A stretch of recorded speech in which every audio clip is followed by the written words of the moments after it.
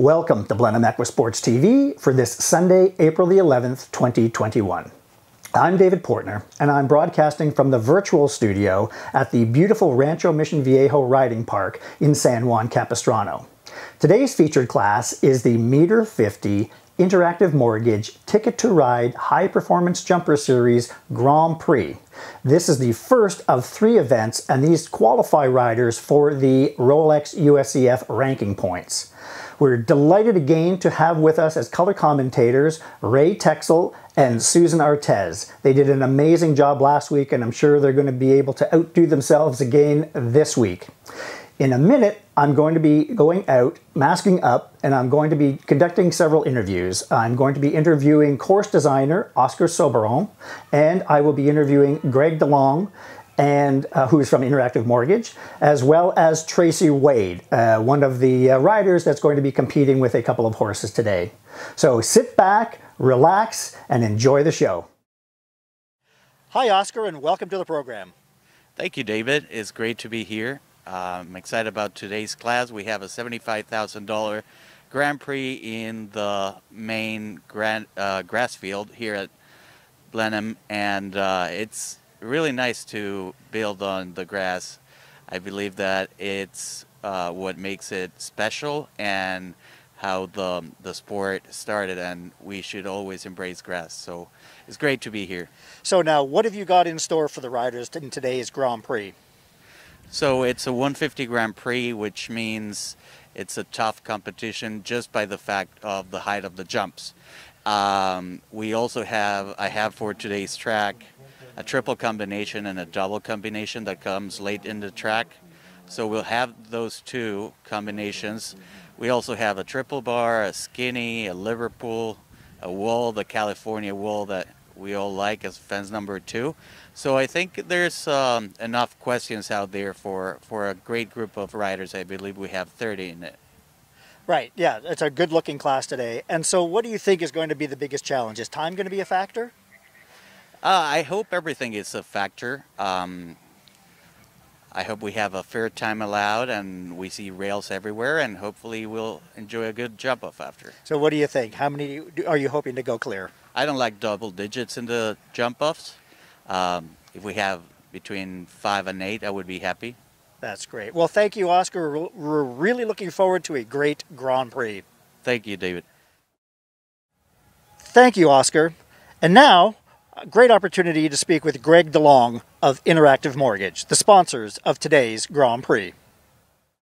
And I'm here with Greg DeLong from Interactive Mortgage, the sponsors of both the Interactive Mortgage Ticket to Ride High Performance Jumper Series and the Interactive Mortgage Ticket to Ride Adult Amateur Jumper Series. Welcome to the program, Greg. Good morning, and thank you, David. So tell us, why did you decide to work with Blenheim to create this new High Performance Jumper Series? We've supported the Blenheim sports for a number of years, but this specific series was really that we've heard about how the East Coast jumps for bigger money or bigger classes or bigger heights and bigger names, and I wanted to have the opportunity that we could offer the same thing. Try and attract those big names to jump a true Meter 50 course for bigger money. And there's discounted entry fees as well, if I understand correct? There are. For each class is only $500, which for a Grand Prix level course is very inexpensive, so you can jump for $270,000 for a total of $1,500 for all 3 shows. So that's very inexpensive. Yeah, there's a significant amount of prize money. So tell us, what are the goals by the end of this season? The goal is really to bring out the top that we have rider-wise of the West Coast, see if we can even drag somebody out from the East Coast or Midwest to come compete and have good prize money here, as well as show them what the rest that Blenheim has to offer. It's more than just top-end show jumping. It's a whole slew of classes. Oh, that's great. I really appreciate your time, Greg, and we're excited about today's Grand Prix. I'm sure it's going to be fantastic. Thank you. We're looking forward to it. Thank you, Greg. And now, lined up next, we have rider and trainer Tracy Wade. Hi, Tracy, and welcome to the program. Hi, thank you, David. So you've got 2 horses going in today's Grand Prix. Tell us, Escarlata LS, what's the story there? Well, Escarlata is a horse we've had for about 4 years, actually, and we've been doing some of the lower divisions on her. And just recently, Kaylee said, hey, why don't you try a bigger class? And I did, and she was fantastic. So we decided to do today. My first time stepping up to the meter 50s on her. And that's her first time. And then your other horse today is? His name is Bound to Be. Right. I've been riding him for a couple years, and I've been doing more of the meter 45 Grand Prix on him. So this is going to be kind of a first experience stepping up on him as well. And I'm sure they're going to be happy to be on the grass today. Absolutely. We just love the Oaks. It's been a fantastic time down here. I jumped around on Friday and actually didn't have the plan to show today, but they're fantastic. They jump great out on this field, and so we're excited. And the plans now going forward? After we leave the Oaks, we're going to go to Kentucky. We're going to be out there for a few weeks, and then we're going to continue on to Upperville, Virginia. So we'll be back kind of mid-June. Great. Well, good luck in today's Grand Prix and all the best for the future. Thank you. Thanks Tracy. Thank you, Tracy. Back to the studio. And now, a word from our sponsors.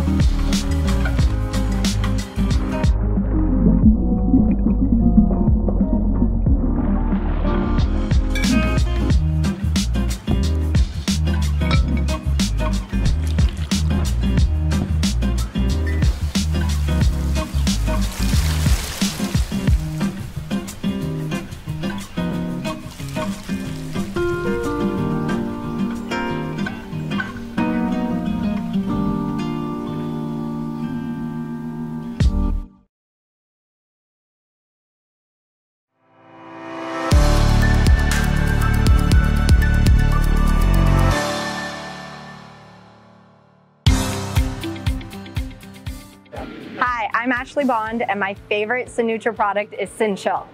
It is our go-to staple in the barn, whether the horse be wild or nervous or just a little distracted. I just find that, you know, whether you use 1 tube, 2 tubes, 3 tubes, you know, you're able to kind of gauge based on what your horse is dealing with, you know, and it just helps pretty much any situation without taking the quality of the horse's jump and character away. So it is seriously, like, I could not live without Sin-Chill. Like, I tell everybody about Sin-Chill. It's like, have you heard of Sin-Chill? What's that? Oh, and then it's like, they can't get me to shut up about it. So I've never really been one to support products that I'm not fully vested in. And I would have to say, Sin-Chill has become like the most exciting product that I have as part of the LVF team.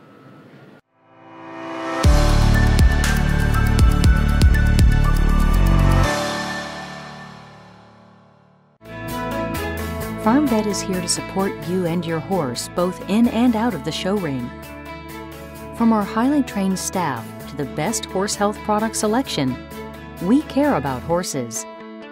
Life out here can get pretty busy, so shop with Farm Vet in 3 convenient ways: by calling our sales team, shopping online, or stopping by one of our mobile locations. Everything you need is just a few steps away. From brushes and bandages to all of your pharmacy needs, Farm Vet has just what you are looking for. From all of us to you, welcome to Farm Vet. We are Horse Health. Horseflight is excellence in international shipping. We like to say when you fly with us, you fly first class. Horseflight was started by professionals in this industry, so your horse is next to our horse, and that means they're getting the best care, the best attention, the best service possible during their travels. I felt like I could give something back to the clients, and that's what we try to do. We give first-class service. Give us a call. Call Horsefly, and we'll get your horse here.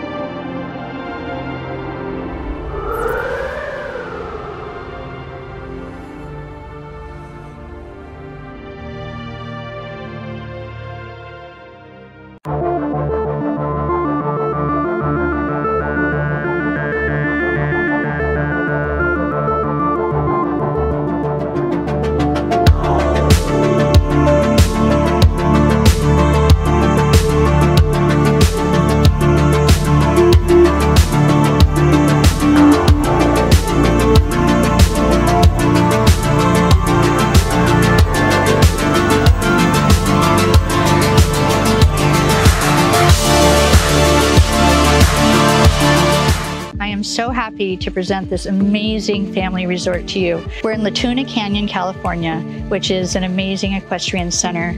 Steve and Jenny McAllister's ranch was just on the other side of the fence, and now they're in New Mexico. So we had a successful matching of families there, and I would love to find the perfect family for this house. Where I'm standing is exactly where this beautiful, lovely young couple got married 30 years ago, almost to the day. They took this house and made it their own. I call it the love home.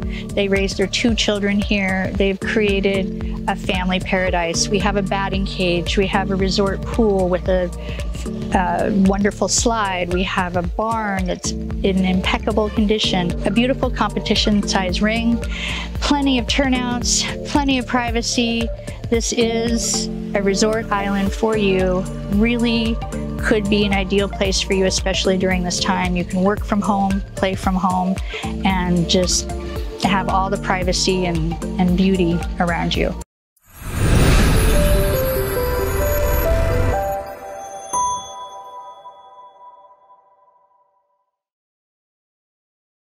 And now it's my pleasure to introduce one of our newest sponsors, Little Hooves Rescue and Savannah Stewart. Well, hi Savannah, and welcome to Blenheim Equisports TV. Thank you, David. So tell us all about Little Hooves Rescue. How did it get started, and what's it all about? So Little Hooves Rescue was founded 2 years ago. I come from a background in the hunter-jumper world, and after a personal injury, I found my way into rescuing. Since then, we have rescued, rehabilitated, and rehomed about 145 minis. We do miniature horses, miniature donkeys, and miniature mules. We have everything from super pet friendly as the second it arrives to completely feral animals that come in, and we have to work with them to get them socialized and used to people again. Most of the minis come out of Texas and Oklahoma. We do a lot of pulls out of the auction circuit there, and then also from select kill pens. And then we quarantine out there, do about 30 days, haul them out to California, a secondary quarantine here, and then we find them new homes. That's great. So now, if people want to support the program, how do they get a hold of you? What kind of support are you looking for? Yep, so as a rescue, obviously we have a lot of bills that come in, so monetary donations are always incredibly appreciated. We have a really strong presence on social media, so you can find us on Instagram at Little Hooves Rescue, on Facebook, and then we can take donations via Venmo, PayPal, really any option that exists. We also do get in donated goods, so halters and lead ropes are always super appreciated because they tend to leave when the minis get adopted, and then we have to go get new ones as our next group arrives. But for the most part, besides adopting, just monthly donation sponsorships of the minis are all really helpful. Well, I mean, it sounds like a tremendous program and very, very, very worthwhile. Thank you. On behalf of Blenheim Equisports, I want to say thank you for being a part of our 2021 season, and we wish you the best of luck with the program. Thank you. We're really appreciative to be a part of everything. And now, back to Susie and Ray.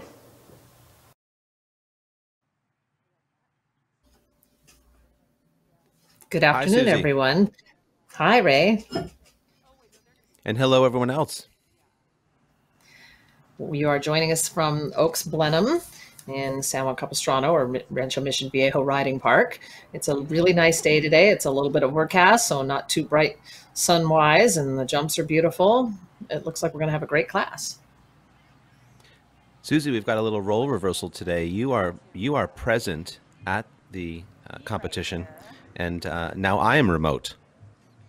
Right. We decided to sort of switch gears. You were here, already competing and coaching last week, and I came this week really just to come down and walk the course so that one of us would be here and get a feel for the venue. I haven't shown here this year yet, so it looks beautiful. They're really well organized with the COVID protocols coming in, and so I think it's really running very smoothly. So this will be the first Well, Susie, I am in a great position because I am sitting where I ride my very best, which is from the couch. Well, I'm secondary to that. I'm in a trailer above the Grand Prix, so it's really easy for me to win from this perspective. Oh, I've already won the class, Susie. It's over. We were talking about doing, interviews with the winner, and, sometimes you try to maybe do the interview beforehand, but I'm like, that would be a long day having to interview every single one because we don't know for sure who's going to win. We've got 30 starters today. Yes, it's nice to see a strong number this week. I noticed in the order, Kyle King has 4 horses in this competition. So, wow. I was impressed by that number. It's not often that you see somebody with that many in one Grand Prix. Not anymore. We used to see that, a couple of decades ago, but that hasn't been the case now for quite some time. I was also looking through the list as I received it to see if we had any repeat riders from last week. And not to put any pressure on that. I was just curious to see who was still remaining and who was continuing on this week. I noticed that number 1 and 2 from last week, Luis was not competing this week. So I thought that was interesting. He must be moving on with his plan for the year. And nice to see some other names that were not present last week. I think that he has had a busy show schedule, and obviously these horses can't really go every single week. So maybe a bit of a break for him, not sure. But we do have a couple of horse rider combinations that we did not see in last week's class. We've got, what do we have? I think we've got Hillary Ridland is competing this week, and I don't believe she was in the class last week. Cassio Rivetti. Let's see, who else do we have here? We've got Sari Gordon-Solanke, Nicole Honert, Tracy Wade. She's excited to do her first bigger class on her horses, and a few others. I also noticed that I noticed as an owner, Spruce Meadows had a couple horses in this competition, and they ironically go together, second and third. One is ridden by Brian Morton, Canadian rider, Kyle King as well, going third. Right. I know, obviously, Kyle having that many horses in the class has an advantage because that one of those horses will be going toward the end of the class. And obviously, if you've already ridden the course two or three times, you maybe can iron out some issues that you didn't like the first time or two around. So that's a nice position for him to be in today. Indeed. Well, I think the anthem should be coming up pretty soon for us here, if I'm not mistaken. We are only a couple minutes away from the start. One thing I would quickly... I refrained this week, but I will continue practicing. Okay. My ukulele skills are slowly improving through the years, and maybe someday that could happen. Okay, now I'm getting a little frightened, but yes, okay. I'll be prepared for that. One interesting to note, when you have a rider like Kyle with 4 horses, as a rider ourselves, I'm curious, and I wish I were there to see, but does he have a rider on the next horse already warming it up for him so that he can kind of quickly navigate through those mounts? Because I imagine a horse standing, waiting for him to finish the first and getting right on, that makes it quite tight, isn't it, to prepare and warm up and school? A little bit, and it's a little bit tight. I mean, I think most of these horses have had some exercise earlier today, so their muscles aren't totally cold. And it's a big enough field here. It does take a little while to get around, so it's not a long walk from the warm-up ring either. So I think he would be okay, but I suspect that he probably perhaps has his wife, Emily. She may be getting on horses and moving them around a little bit before he does. That wouldn't surprise me at all either. I always find it interesting when I'm not competing to see who is preparing in what way and how, and all of the all the different tools in the toolbox that many of us know and some of us still have yet to learn. Right, and some horses are different. Obviously, there's some horses that need a little more exercise so that they're quiet enough to be able to be focused for the class, and other horses you don't want to take too much out of the tank. So I think it's very, each horse is individual. So sometimes it takes a little work and practice to find out what works for each horse. I know we're heading for the anthem real quick here, Susie, but just quickly, because I'm only watching on the computer, but the sailboat looks almost precariously low compared to some of the other heights that I'm noticing. I agree. We'll talk about that once the anthem is over.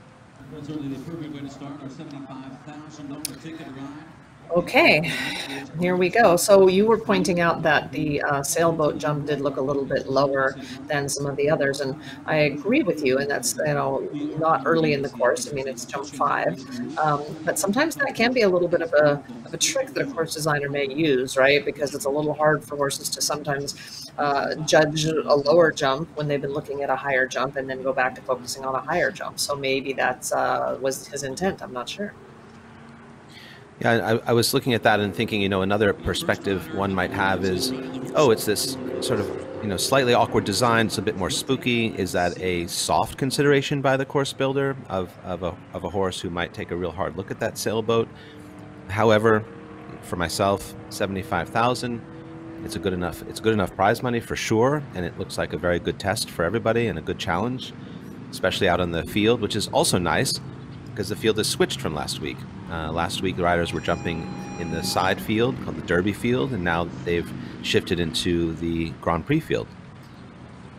Right, so it's like a whole new venue for these horses that, may or may not have shown earlier in the week on this field. Some of them probably have.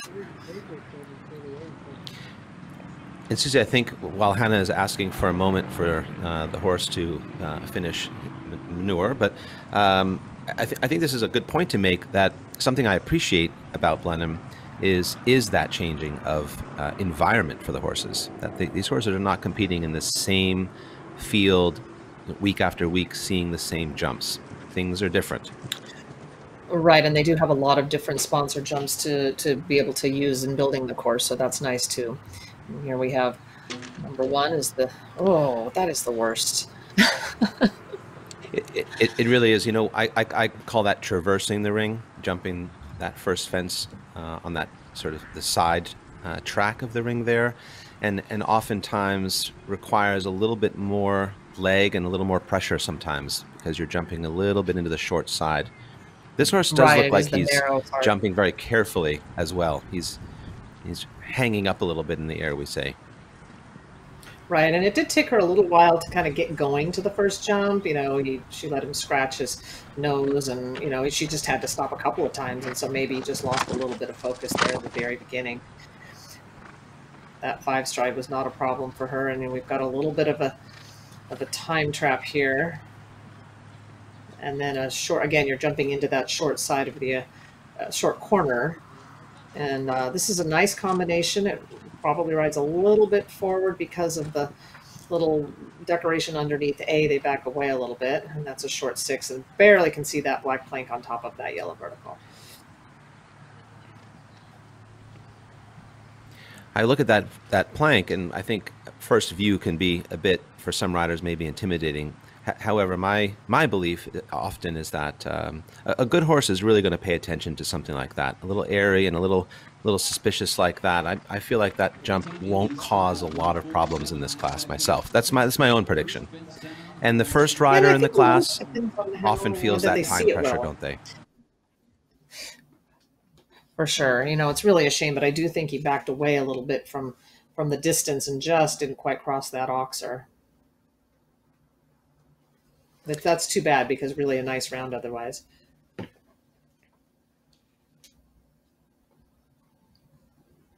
she knows he makes good efforts. He makes good efforts. It looks like he likes to have a little bit of room off the ground. He's a big horse, has a big step, a rangy jump. Looks like he needs a little bit of room, and you know, perhaps across the middle, maybe not quite engaged enough, and getting a little bit to the base of the first fence just elevated him a little bit more instead of helping him to kind of carry through that first fence. It's a really nice course. I mean, I feel like they, you know, did set it to spec. I mean, I think I spoke to Robert Ridland, and you know, he's very adamant about making these classes big enough. In past years, our West Coast Grand Prix, especially in the spring and the summer, have not ever really been bigger than 1.45 m. And if you wanted to jump bigger than that, you really had to travel farther. So, you know, it's nice to see that these Spruce Meadows horses, for instance, are here, seeing as how the actual series at Spruce Meadows has been postponed. And because normally speaking, they would be preparing to compete there in their own hometown of Calgary. I really appreciate watching Brian. He's someone I've always appreciated and respected, especially when I was spending more time in Canada and competing against him, also watching him. He's a technician, very classical. He really stays true to the basics. I admit that I sneak into his Instagram time and time again to see what exercises he's doing, because I'm always interested and curious, and I appreciate that he shares that with the community, things that he's doing or working on. Yeah, that is really helpful. And, you know, he's such a stylish rider, too, and you can really see all that hard work paying off. And he's thinking about the time allowed a little bit here. He wants to be cautious and make sure that he doesn't have a time fault, because sometimes these big lopey horses can be a little bit slow around the course. And that's that short 6. Oh, it rocks right on in 6 strides, but more like the 6 strides you'd find in a 3-foot hunter line, you know, not something that you'd be able to fit in that easily after the effort of a combination over big jumps. So it does ride a little tight.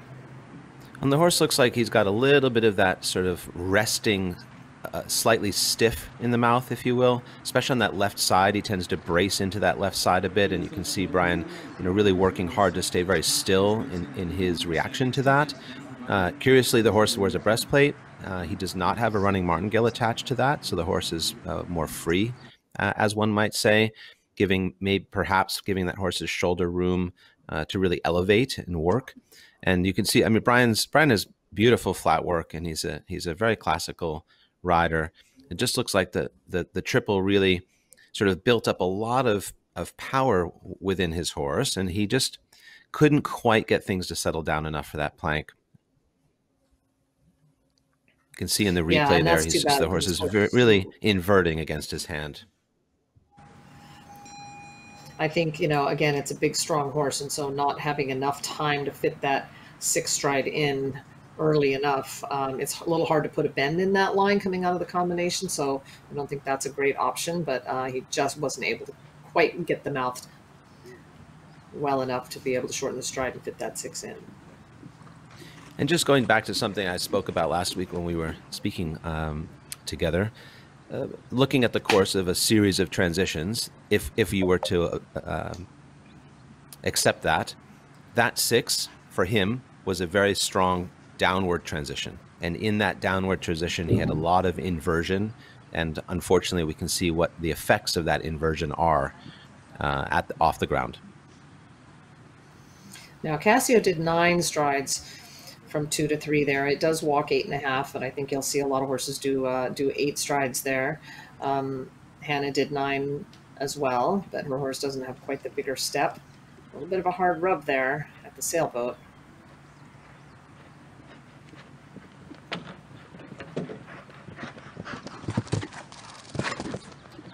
Just jumped a little through his front end there off the turn, didn't he? The sailboat, he jumped a little through, and he didn't quite get himself back again for that vertical.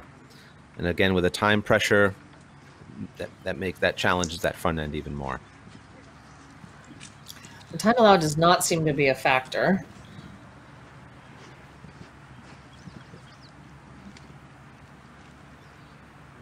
And Cassio's not one to worry too much about time. He's very efficient with his track, and so. Cassio is a great example of body control. Cassio's upper body and his control of his own upper body in order to help and assist this type of horse off the ground is such a great example to watch.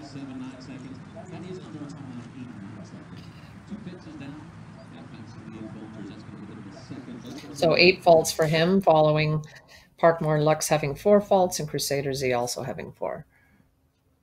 Yeah, you could see in the replay there how he just kind of dangled off the ground a little bit at that sailboat. And then that same right front had that vertical off the turn.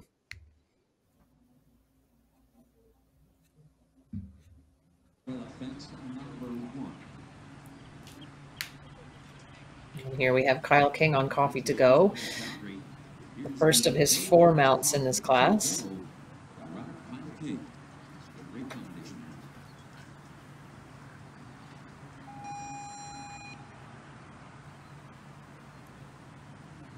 Really does provide you a bit of an advantage, doesn't it? Once you've ridden a course a few times, you're able to make those, subtle adjustments and consider those different challenges for the different mounts you're sitting on. It'd be interesting to see how this works for him today with the numbers.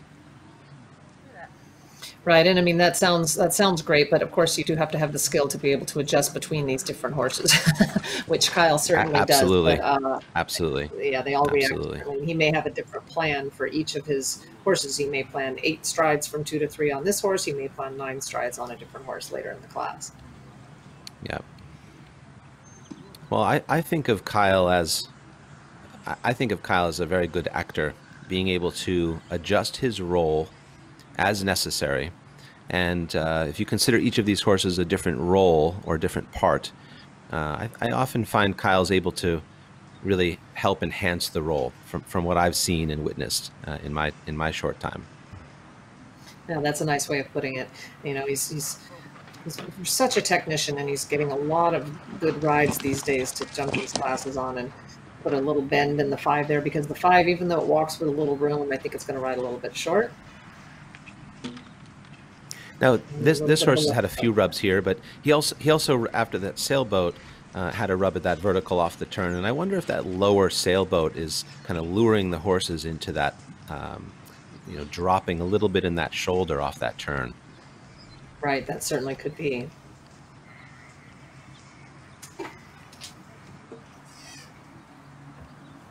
This horse is jumping well. Looking like a clear. Oh, did I jinx him? we may have. Well, and so that's a shame. That's the second time that B has come down there behind. I think, you know, it is right by the outgate. It's a little bit of a distraction. Jumping very well there. And then it rides 7 or 8 strides to the last jump. It's kind of, you know, a choice. And maybe he is wishing he had done the 7 instead of the 8 there. Yeah, he had that down. Well, you know that at the end there, you've got that, you know, they've got that very big oxer prior to the rollback to the combination, which again, as you mentioned, is right at the in-gate, which is often an element of difficulty most of us are aware of as riders.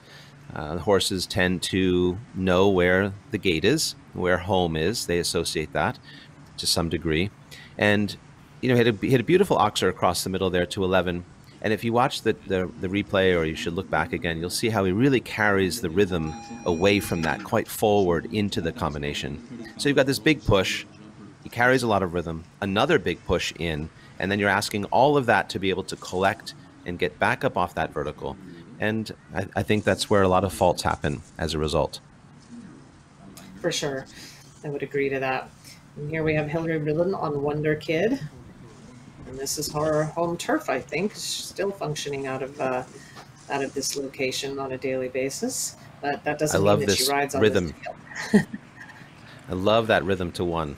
You know, I love that. I'm always I suppose, a sucker for that forward, bold ride to the first fence. Nice active canter there to number 1. Ooh, a little spooky there. Oh, yep, he had a little peek there, didn't he? He had a little peek. Many strides out. Really she felt that. We could see at. her. Yeah. We could see her sort of respond to that. A little suspicious. And again, So you know, a great knows example. she's This is a seasoned rider, a horse who perhaps got a little green or a little backed off. And at this point, she knows essentially she's out, but she wants to educate and school this horse and finish with a good round. That the horse comes out of this better than whatever just happened to him. Right. I mean, she's giving him a strong, confident ride, but without any emotion, which is very important. I think it's, you know, it's these top professionals really, you know, have learned how to manage their emotions about winning, you know, and they have to do the best job for their horse that they can so that the next time out will be better.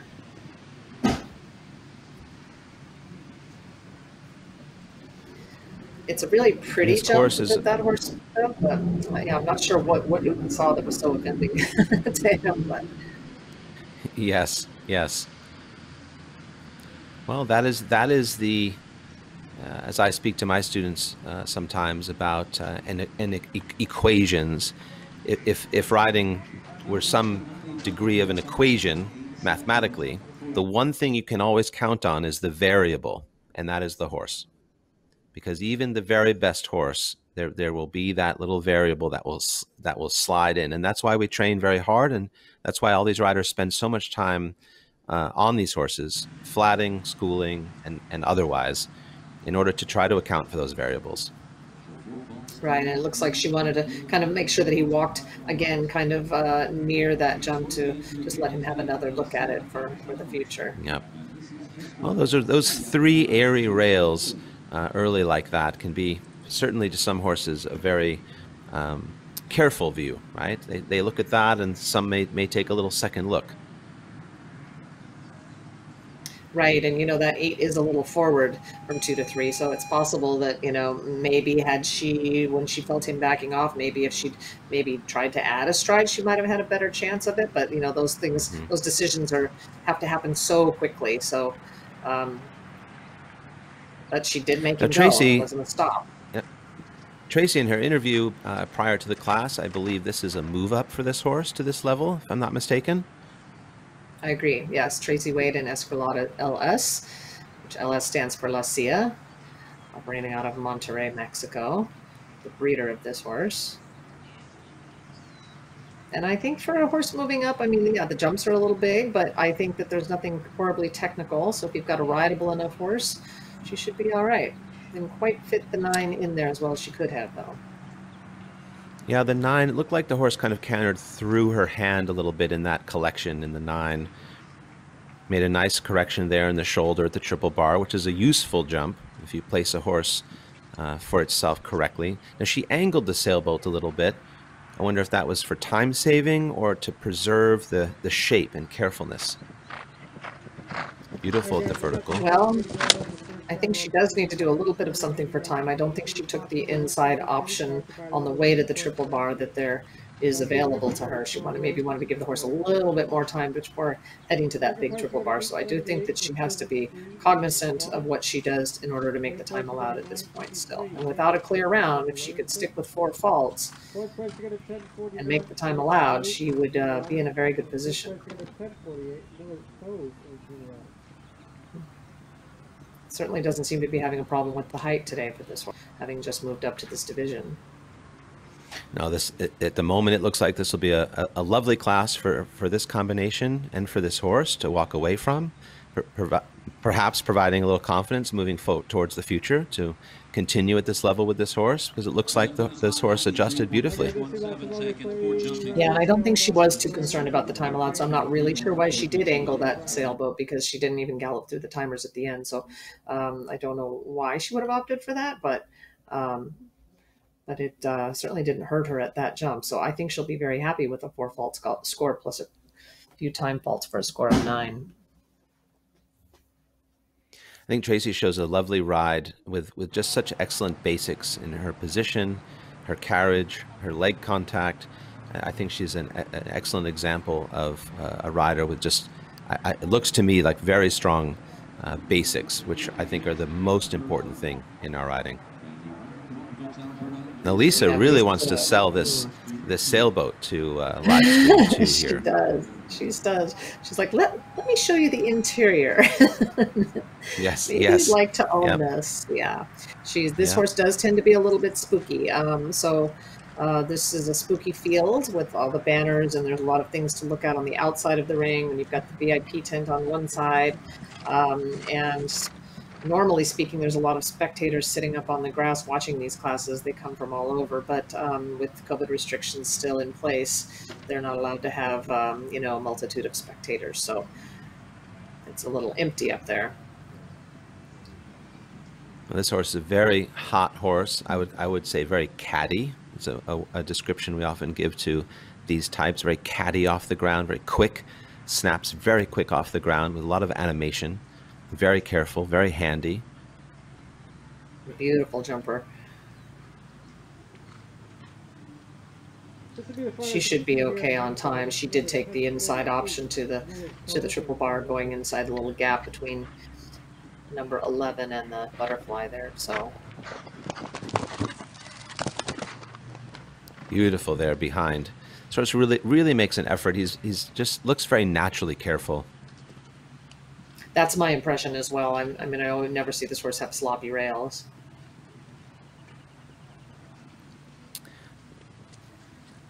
Now, interestingly enough, I can't quite tell online as easily, perhaps, and I know you're also viewing this on a computer, but it looks like he has bell boots on. Is that am I mistaken? I believe that to be the case. And, he's a little bit of not a scampery mover, but there's a lot of action going on there. So he may have a tendency to bump into his front feet with his back feet. So that would be. That was a really unfortunate rail there coming into that combination. I'm watching this horse, and the way that he goes, I'm just pulling for him naturally, because I think my eye is drawn to that type. But such a lovely, aggressive, forward horse who really doesn't want to touch the jumps. And it looks like he just got a little bit bold into that combination. I think that goes a little bit to what I was speaking of before. You've got that long gallop to the oxer, and then that push off the corner. He just got a little ahead of himself, as well in the triple. It's a shame, but I think that she's such a consistent rider. And you just never know. I mean, you can have a great round one week and have 2 down the next week. So we are still looking for our first clear round as the 8th horse out of 30 goes in the ring.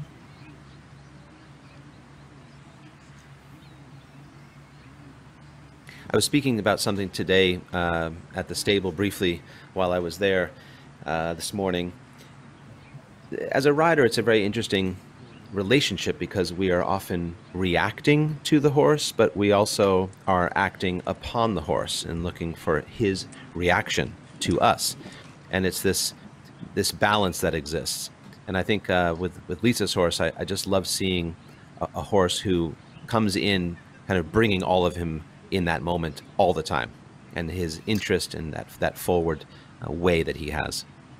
Right, and interestingly, I think Beth Underhill here, her horse is very similar to that as well. You can see his expression, his ears follow his eyes, and when the ears are forward and looking, and he's really looking for the jumps out of the corner. And then sometimes you see a little flicker of his ear backward when he's maybe paying attention to her. So that's a good thing, kind of fun thing to watch for people that aren't familiar with that you can generally tell where a horse is looking based on what his ears are doing. Yes, I completely agree. He has a very similar level of focus and interest. You know, when you watch a horse like this, there's very little question about his intentions.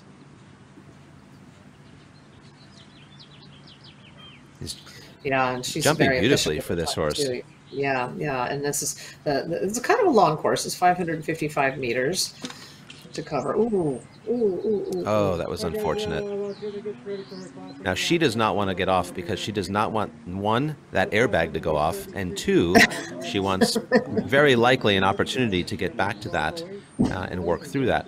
And also just to point out on her equipment, she has what we would refer to as a shadow roll on the noseband, which as a horse elevates his head and neck potentially too high, which he seems to have a tendency to do, the shadow roll would interfere with his view, so he would then drop his nose slightly to be able to see. And I don't think often it's spoken about, but just a note on her equipment. Right, and the shadow roll can be used certainly for that purpose. And I think she just did not want to go back and attempt that triple combination. Yes. Even though she did jump A, she would have had to go back and jump the entire combination again, as it is, basically one element with three elements in the midst of it. So the horse just jumped over his front end here, did not jump that well, and landed in such a, kind of just a place she didn't want to have to continue with. Almost looked like that, that standard sometimes problem we might have with a younger horse. I don't know if he's young or not, but sometimes with a younger horse, they tend to stare down that triple and tend to kind of look through the first element at all the number of rails that are coming behind B and C, and it's typically a green mistake, and sometimes even experienced horses can have that error. Yeah, and it's certainly not a good feeling to have that happen going into a triple, and I think both she and the horse realized that it wasn't going to be easy to get out of that situation and continue on. So, but you're right, those blow-up vests, she was fighting hard to not fall and make that thing go off. It does make a little bit of a noise, and it's always better to be able to stay on and get to jump one more jump as a good experience for your horse instead of having to walk the walk of shame out the gate. Sari's starting off with a very nice, strong, bold step, little bouncy at 1. I think she'll pick it up a little bit away from that. I believe this is a relatively new horse for her.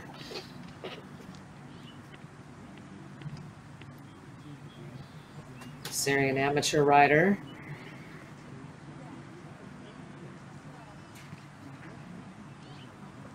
A little bit of a hind rub there on the back rail. I feel like she could have a little bit more gallop. I feel like she's just a little bit backward.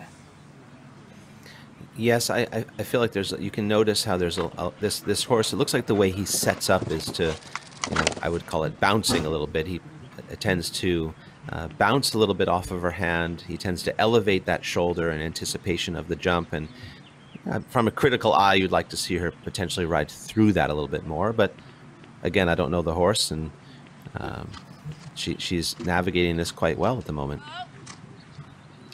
Yeah, she wants to fit this 6 in. She says, whoa, very early. But again, that 6 it's tight. She just didn't quite get that done. And interesting, she does not have a martingale on this horse either. And that's a personal preference, I guess. But it looks to me like maybe that would have helped her a little bit. Yeah, he looks like a horse who tends to get a little bit fixed on one stride, and in his adjustability, when he's asked to shorten, he tends to elevate instead of compress his body. So in that situation, to that 6 to the plank, she really needs to compress his stride. I mean, he's probably cantering into that with a 15 or so foot stride, and she really needs to ask him to shorten his body. You can kind of see off the ground in the replay how he's, I would call, sort of stuck in the underline, meaning the lower line of the horse, from belly through shoulder to neck instead of from the top line. And he just resisted that collection, and therefore he went through it in his shoulder. Right, because you'd really like to be able to get that stride shortened long before the last stride in front of the jump.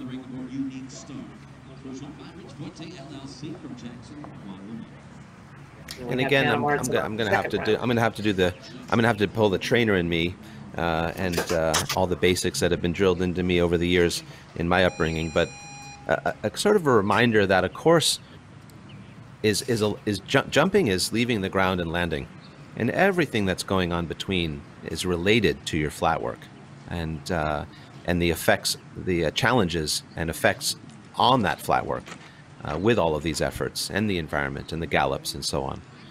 And I think we see sometimes those errors are very related to that.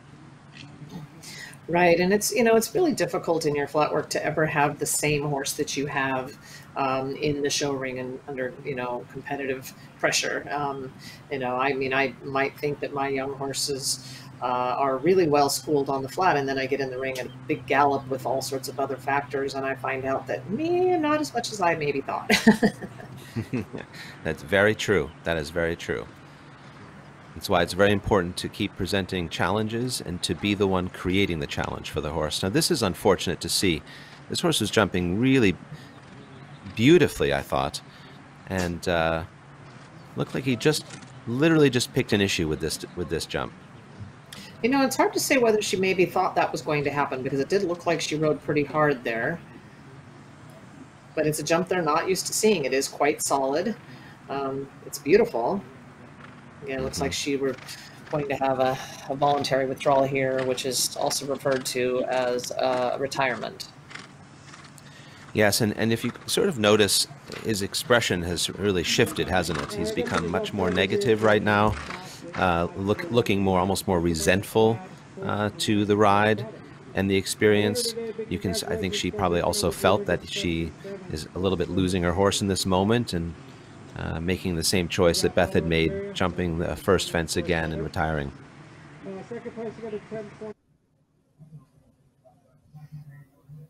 Yeah, he just, I think it took him, it almost didn't look like a stop. It looked like maybe she accidentally started to pull him up. Maybe she pulled too hard, didn't have enough leg, but it didn't look like your typical kind of spooky stop, did it? No, it didn't. And, as a rider, I want to point out, I can appreciate her instant correction there, using the stick behind her leg in a respectable way, I believe in, and to reinforce the positive to that horse at that moment, where she obviously experienced a pretty strong negative. A lot of riders would have difficulty being able to find the utilization of their stick within that moment. It's something I'm always trying to improve in the amateurs and juniors that I help. Right, I am as well in my teaching. I mean, I was taught at a very young age. We had to learn how to use it properly, humanely, in the left hand or the right. So, for me, it's second nature. But if you don't practice it a lot, you don't have to go around hitting your horse for no reason. But you have to practice, being able to get back to your rein very quickly. And sometimes they need a little tap off the ground, and you've got to be able to, do that quickly and get right back to your rein. So that's something that does need to be practiced. Ooh, now, this horse has an interesting style, doesn't it, Susie, off the ground in that front end? Yeah, she hesitates a little bit off the ground. Bruno loves this horse, and he really believes in her. And he's been very smart in how he moves up and down in different classes with this horse. When she loses a little bit of confidence, then he jumps from lower classes to rebuild her confidence before he jumps bigger again. So this will be a little forward for him here. But she's so brave, and she's got so much heart, and she's very careful. She has her own style, but Bruno seems to be very confident with that style, as you mentioned. He's got a little boxy on him there. Yeah, just got a little shorter than he would have liked for this horse. You know, I feel like that ride's a little tight out of that corner. And I think that they try to go up in the corner to use as much of the space that's available to these riders, but it doesn't always ride that well out of the corner by doing that. And I think, yeah, he just ended up maybe adding a stride a little late. But I think he should be happy with that. She jumped really well. She tried really hard. And it wasn't really a big deal, that jump down. A little bit over the time allowed, which leaves him with a score of 5 faults.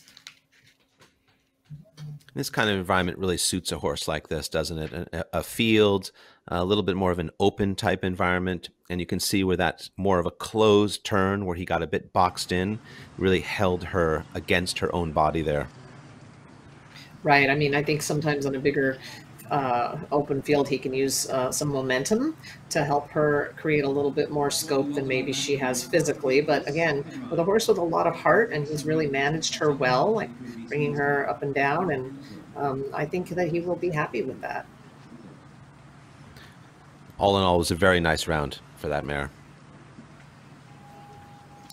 So here we have Kyle King on Enzo. I used to have a little tiny 15 two-hand thoroughbred named Enzo that I did in my very first Grand Prix classes. So every time I see that name, it reminds me of him. But this horse is clearly not 15-2.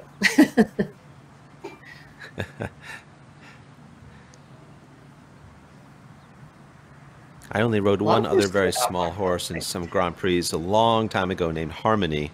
And I think that horse was 15-3. That's probably the smallest horse I've ever ridden in big classes before. Yeah, I mean, it's always a little intimidating when a little horse when you go in the ring, but sometimes with a scopy one, you know, you jump one jump and you're like, okay, I'm fine. And this is a horse that he's ridden many, many times. He's very familiar with, and it's, I think he's told me that it's like, you know, the easiest one that he has to ride. We would, I think one would immediately look at this and say it's a more conventional, and especially contrasting with the mare that just went, who's a bit unconventional of Bruno's. This horse is much more of a conventional ride. Yeah, it doesn't spook much. Looks like a pretty simple ride. And I was noticing how many horses today in the class are not wearing martingales. So he's making up time here. He stayed very close to the horse statues and galloped right across there. Can really see he makes a very, on this particular horse, very concerted effort managing the shoulder off the ground. Look, the potential, what I speak to as lateral shifts off the ground. You know, Kyle really maintains a very clean line in his contact as the horse is leaving the ground, really directing that shoulder into its bascule. Right, he really does not want to let that horse shift left or right, and he's very supportive with his hand off the ground for his balance. Oh, boy, that double is the bogey, isn't it, today? It really is. You know, I think most of this course, everything's very approachable, very a bit, aside from that very short 6 after the triple, but very loose, very approachable. You can really create what it is you need. And that turn comes up a little abruptly, right off the in-gate. And that big oxer before, I think, really is creating a horse who's a little bit what we call at the jump when they arrive to that combination. Yeah, that's too bad. So still the elusive clear round. We've yet to find one.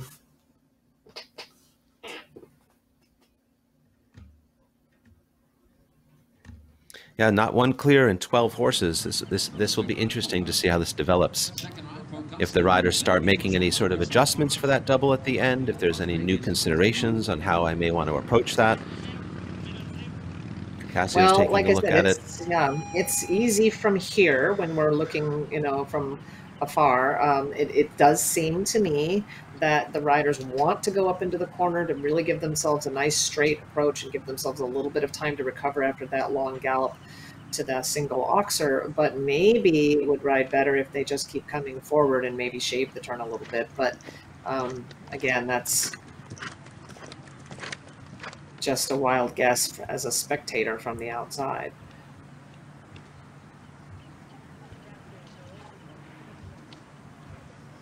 Whee! A little bit of a reaction to his leg there. I like the way this horse goes.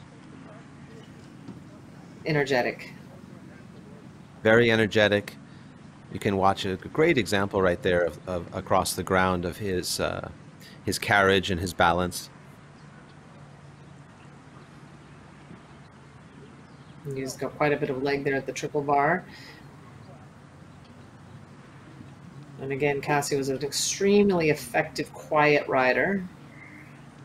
Can't always tell what he's doing exactly because he's got such smooth hands.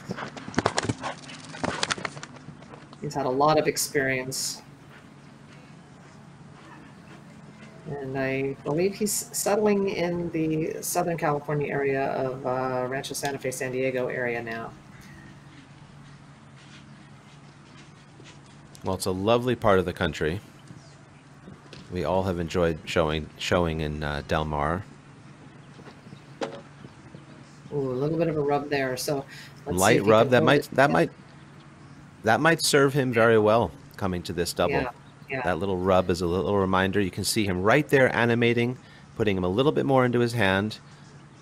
Couldn't have ridden in any better. Yeah. Oh. It's got a little low on the way out, a little flat on the way out. Yeah, and a little bit slower than I would have expected this horse to be. 2 time faults, so just over the time allowed of 89 seconds. And we are operating under national rules, which means 1 time fault per second that commences after you exceed the time allowed.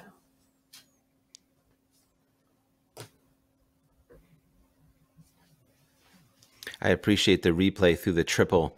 Really provides a great example of watching how a horse is using his body through the combination. Let's see. I mean, I think here he was just a little late in front. It wasn't really anything Casio did wrong.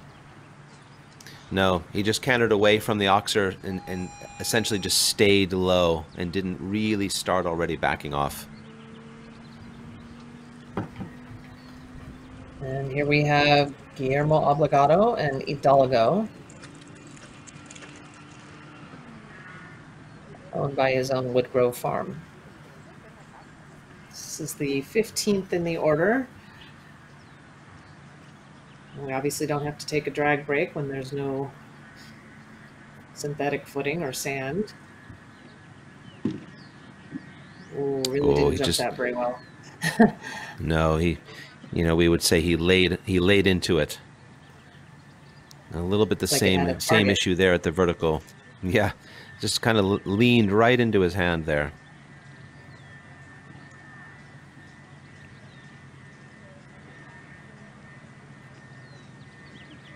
It's supposed to be a pretty big horse. I've not seen it in person.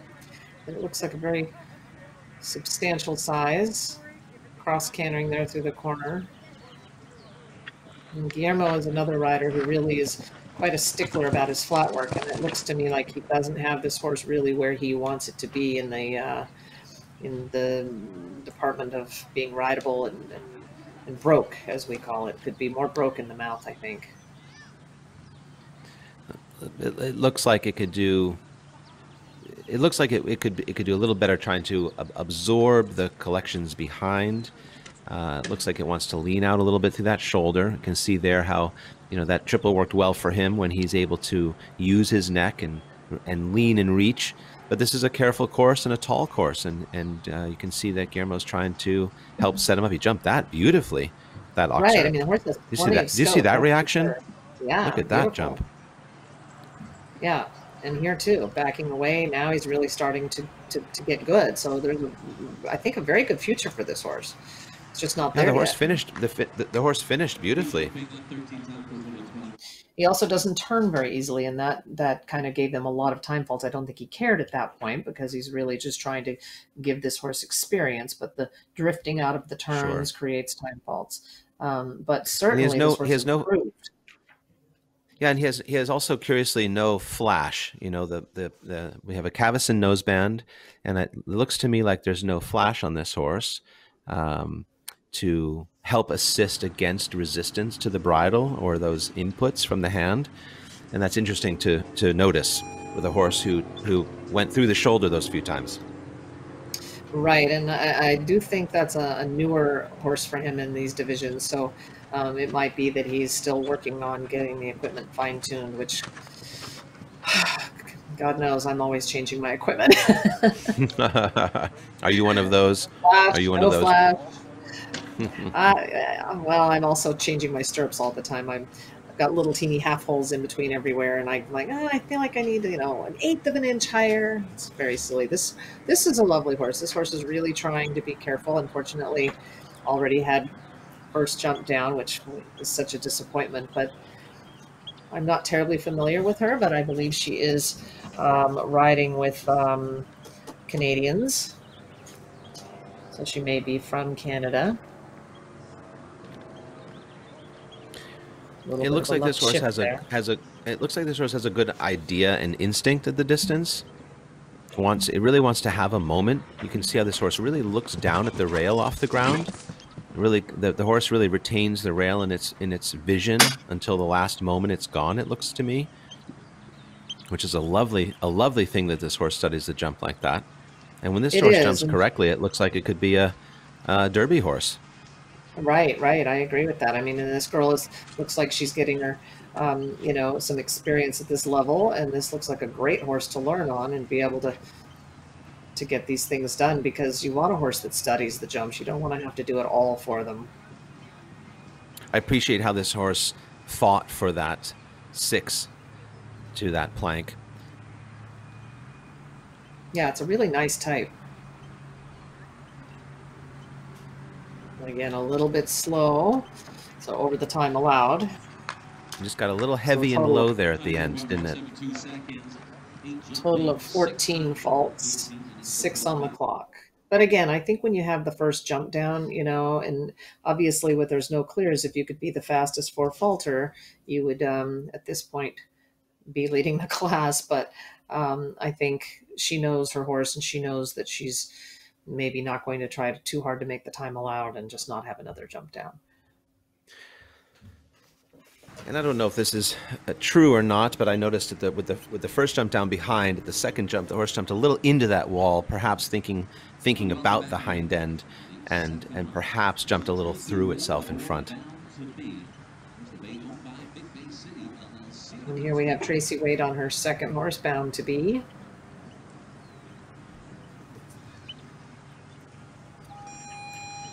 Owned by Big Bay City LLC.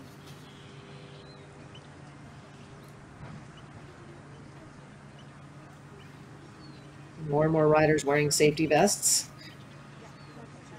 Tracy, I have recently become part of the safety vest club. Have you? I have some younger riders, and I felt it was the right thing to do and set a good example, as well as I'm not getting any younger. And I want to be supportive of positive steps for all riders' safety.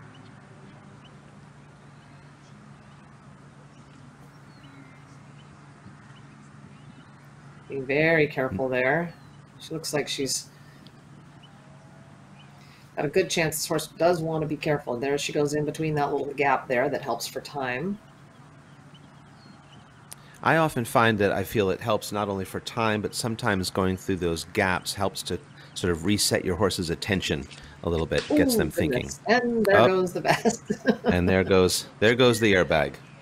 Right, yes. So we could hear that little popping sound, which is the airbag deploying. I think she probably landed on her feet, yeah. So she's fine. But and they do compress you a little bit, right, when it goes off. So we heard the noise, and it did its job. But again, that sailboat is very spooky for some horses. And that was a bit of a late spook, don't you think? I mean, here we are planting, or she's arriving at that distance, her takeoff. She wanted a little bit of a gap there, and looked like he just at the very last minute took a hard look at that. And ducked to the side, and that's hard to stay on when they duck suddenly to the side. And you can't really stay with them. Yeah, and he didn't give her a lot of indication that was coming just yet. I mean, he looked very on point to me until that very last step as he was planting his feet down, and that's a great example there too of, you know, riders' ability to recognize when and where that shoulder's shifting like that.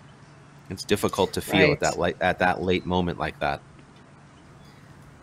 I don't know if they probably did not use that jump in any classes earlier in the week. Sometimes for these bigger Grand Prix, they bring out the special jumps specifically for this class. So my guess is that horses have not had an opportunity to jump this prior, at least not this week. And Oscar Sobran, our course designer, did a great job of putting this course together and using sponsored jumps. And I'm currently wearing an Interactive Mortgage baseball cap that they were handing out during the course walk. Interactive Mortgage being the sponsor of the $75,000 meter 50 class.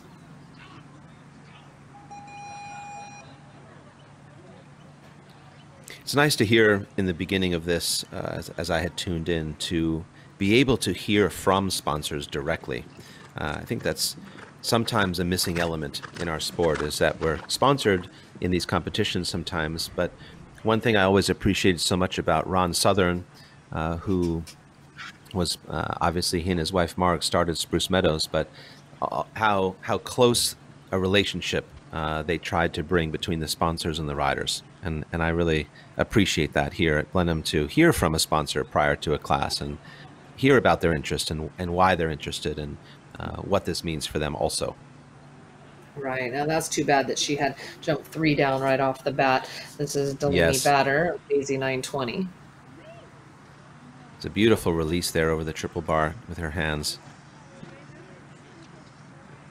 I like her automatic style release. Very natural, Susie, right? Just a really nice softness to her hands. You saw she's got great balance and good instincts.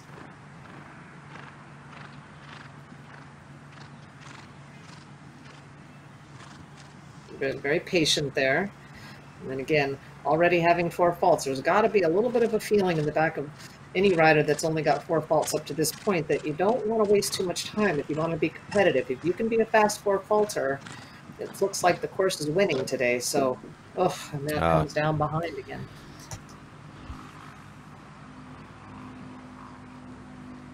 Good reaction there after the rub, though. I love watching these horses jump that oxer across the middle there. Some of them are just giving some of their best jumps at that oxer. Right, and unfortunately that B element comes down of the double as well. So a little bit over the time allowed, 15 faults in total, 12 jumping plus 3 time.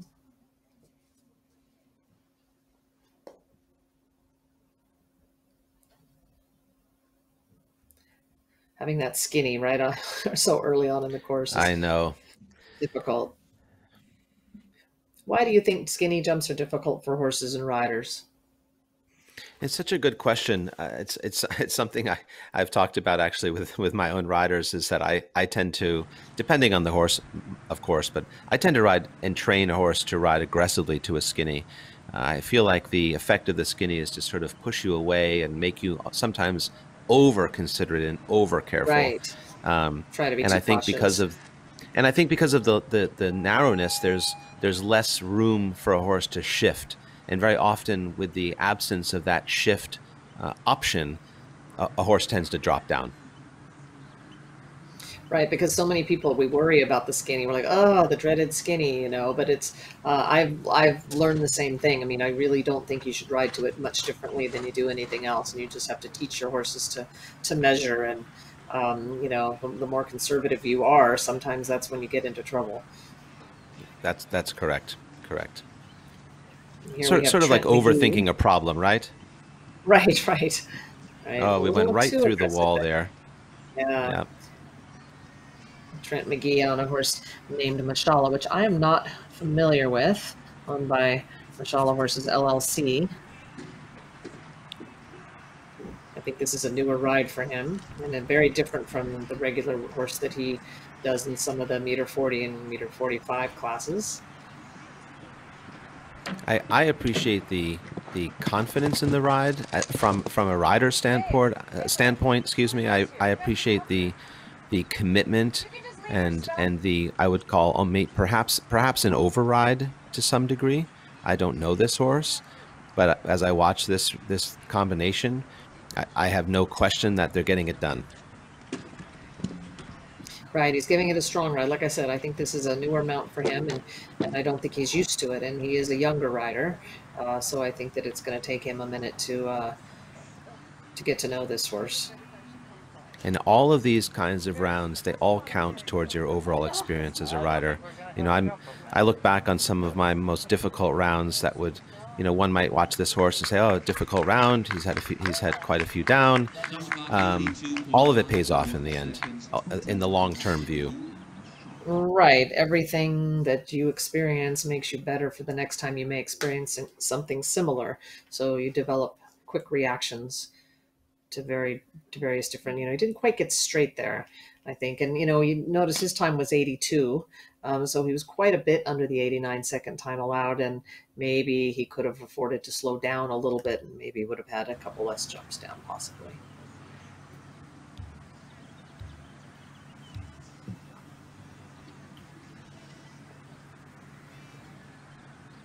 Here we have Jason McCardle. There's just a very nice, relaxed, very loose trot, doesn't it? It caught your eye. Ha ha ha. Horse's name is Eye Catcher. Oh, there it is. There it is. Sometimes these names work. Now this horse is also wearing one of those breathing strips with a figure-8 noseband. The figure-8 noseband creates a little slightly different pressure the way it sits on the horse's nose as opposed to a regular cabochon or noseband with a flash attachment. I feel, correct me if tell me what you think, but I feel like it's a little bit less strong of a way to close the horse's mouth against the bit than a regular noseband with flash attachment. I think the idea is that it provides a little bit more of an even pressure all around. And I noticed that he's in what we refer to these as a 3-ring bit, but he's using a converter. So he has one actual rein, and the converter splits the pressure between the leverage portion of this bit and the direct pressure part of this bit. Right. I'm not a big fan. I don't like the feeling of converters. I always feel like there's a lot of play between my hand and the horse's mouth, although some of them now are so short it helps. But. Mm-hmm. Mm-hmm.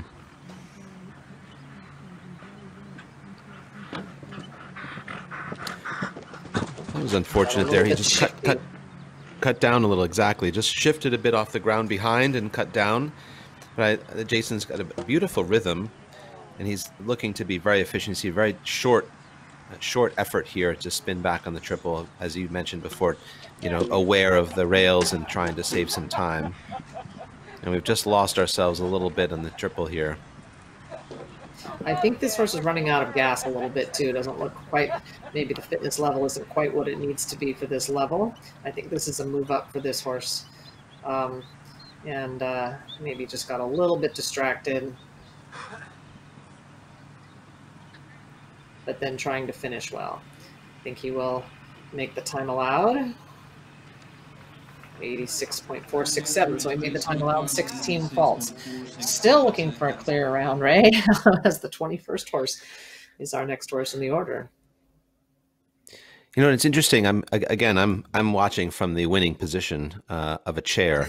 However, you know, nothing about the course in particular to me speaks of great difficulty. It looks like it's asking a lot of different questions, which I appreciate, but it doesn't look like it's asking for more than anyone should be capable of.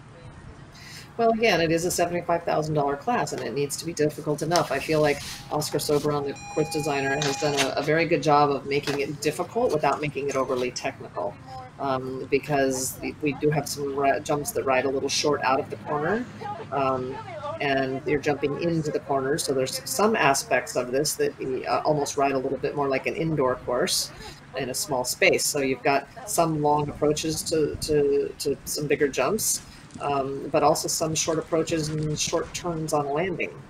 out here like you would find in an indoor arena.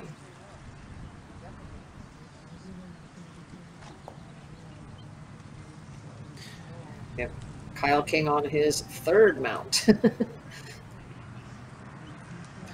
Kyle has such an excellent leg. You know, as I'm watching him at the moment, I'm watching his leg position and how it barely moves at all.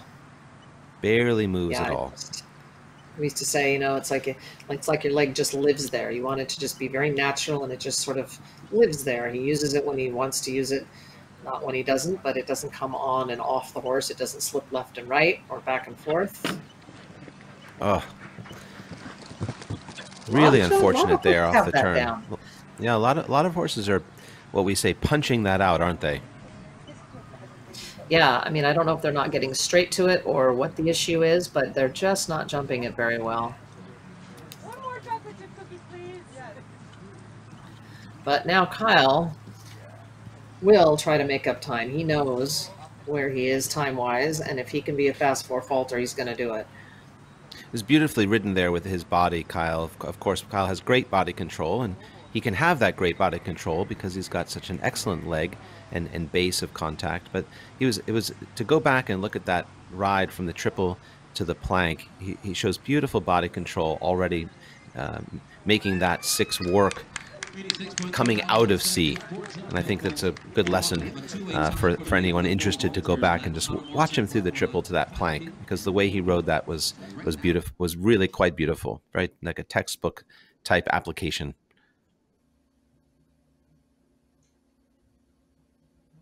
The horse jumped really well at the end, and he got there steadying in 7 strides to the last jump rather than trying to do 8. And I think that allowed him to make the time allowed with it with no problem. And so now we have a 2-way tie for first place with 4 faults. So if there are no clear rounds, the 4 faulters could jump off.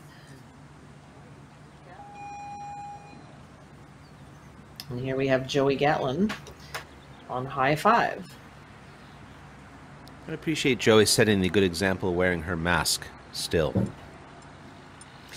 You know, some of us who are concerned about overexposure to the sun have, you know, had some nice benefits to keeping our faces covered while we're on the back of a horse. So This has done well for all of you. I miss Francie. Right? Where's Francie? Yes. I know it. So that's the thing. Francie Steinman O'Carvin was keeping her face covered long before the rest of us were, and has beautiful skin to show for it. So I think some of us are, I know for myself, I'm planning on keeping mine on long before the protocols have ended. And Joey rode Beautiful a little right with there. some wings to 2, a little strong at the wall. That strong right at the wall looked like it may have cost her to the 3rd fence she had down in front. And again, I know Joey's competitive, and I know that, of course, she wants to not have another jump down, but if she can, it's important to be speedy enough. You don't want time faults at this point. Well, I think you're watching right now, Joey's really making an effort to be very efficient and quick. Right? She wants to be as quick and careful as possible. One thing I noticed when I watched Joey's riding, and I have noticed this for a long time, and I think this round speaks to it a bit, especially on that some of these turns you watch, is that she really defines the turn in the horse's body beautifully. She does. She's always square and straight. You know, she makes really sure that her horse's body is straight. Yeah, you really see, oh, that got a little away from her there. She had to drop back to the saddle a little to allow him to finish the combination, and she's still able to preserve the last line. That's too bad. Yeah, I think, you know, here I was saying that some riders end up getting hung up a little bit in the turn, and she saw a distance to be able to move up to, but the horse just couldn't quite get there, and she ended up leaving the ground a bit too long and didn't quite get across. She might have been okay had it been a vertical, but couldn't quite make the width of the oxer. So you see her leaving the ground just a little longer than she really wanted to.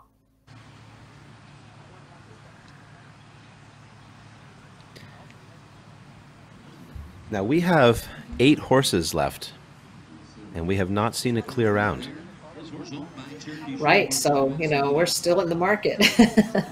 Maybe Nicole Honert can do this on Calgary 4. Now this horse, I do not know the horse. I've seen the horse a few times. I haven't really focused. but I notice there's strong equipment on this horse. Running martingale. We have 2 reins, an appellum, a shadow roll. So I imagine this horse is a bit strong and aggressive.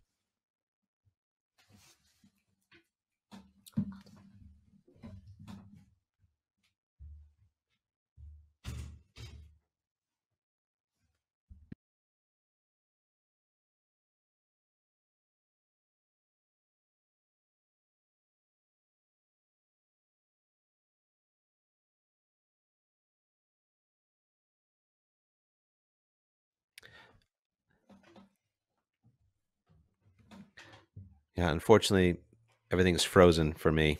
Don't know if you can hear me.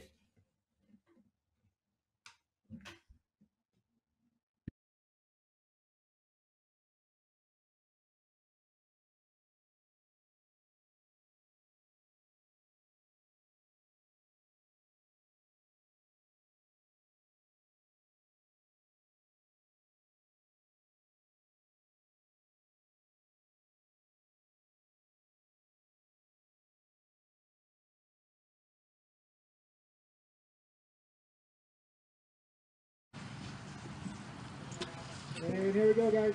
Stepping on course to kick things off for us in our NHSS or whatever it is. So this is the McCoy. I'm going with the McCoy. Sponsored by Elvin Starr. Entry number 1011. Cut 2 runs really well.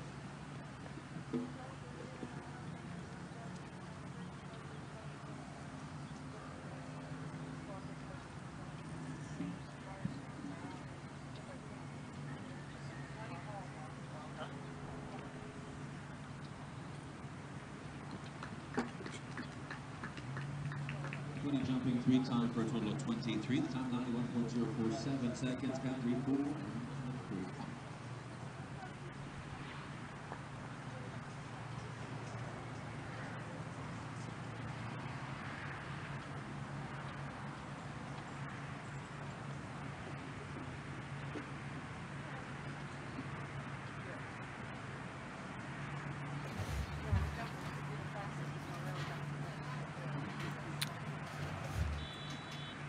Hi, Susie. I think I'm back now.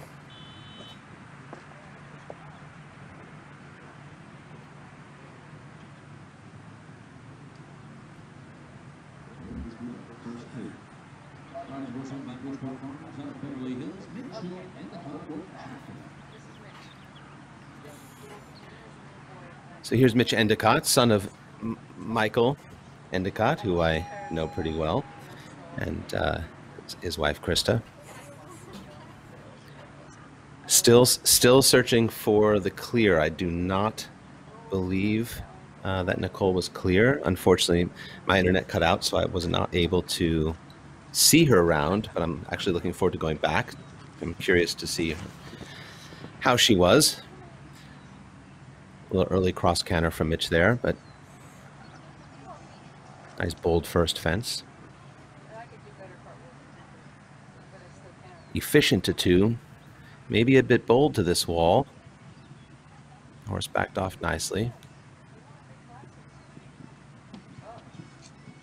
Just trailed a little behind there at the vertical.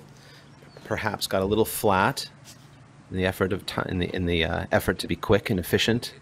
Perhaps a little rushed off the ground. Horse looks a bit bold, but he's carrying a very, I would say, very efficient time. Good use of his voice there.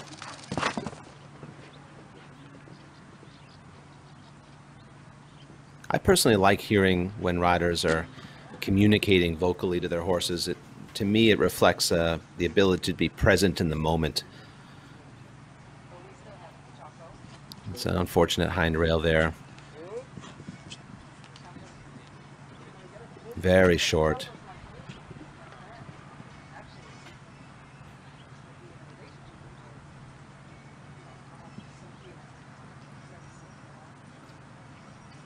These are great courses for and a developing rider like Mitch to jump and ride. Being out here in California, perhaps not be able to be traveling to international competitions and so on. I mean, these are great tests and questions to be presenting to these riders. This is looks to me to be a relatively fair course and presenting good challenges across the board. We've seen rails in many different locations, but certainly the combination near the end has provided a lot of difficulty for horses. It comes up a bit quick off the turn after the big ride to the Oxer previously. I think a lot of horses are just really on the push at that point, and we're really asking them down that last line right at the gate to maintain their carefulness and their presence and cadence. I had a little bit of a technical glitch there, so I was looking out the door of the trailer that I am in, and so I was able to see what was happening. So I know that we still do not have any clear rounds. Susie, I wasn't able to see Nicole's round. Can Neither you give me was a quick I. synopsis? Oh, I know didn't know she if had you've seen 4 it with your faults. eyes. No, Okay, I know she had okay. 4 faults, but I did not get to see that either. And how many faults did Mitch have?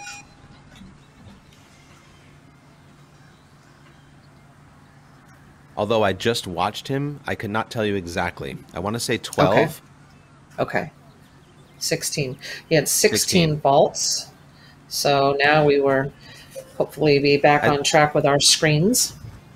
As he was just riding, I was saying what that I felt this was a great track for a developing rider like Mitch to be able to ride, especially here in California. That I'd like to see more of these types of tracks being designed and more of these types of questions being presented to these combinations.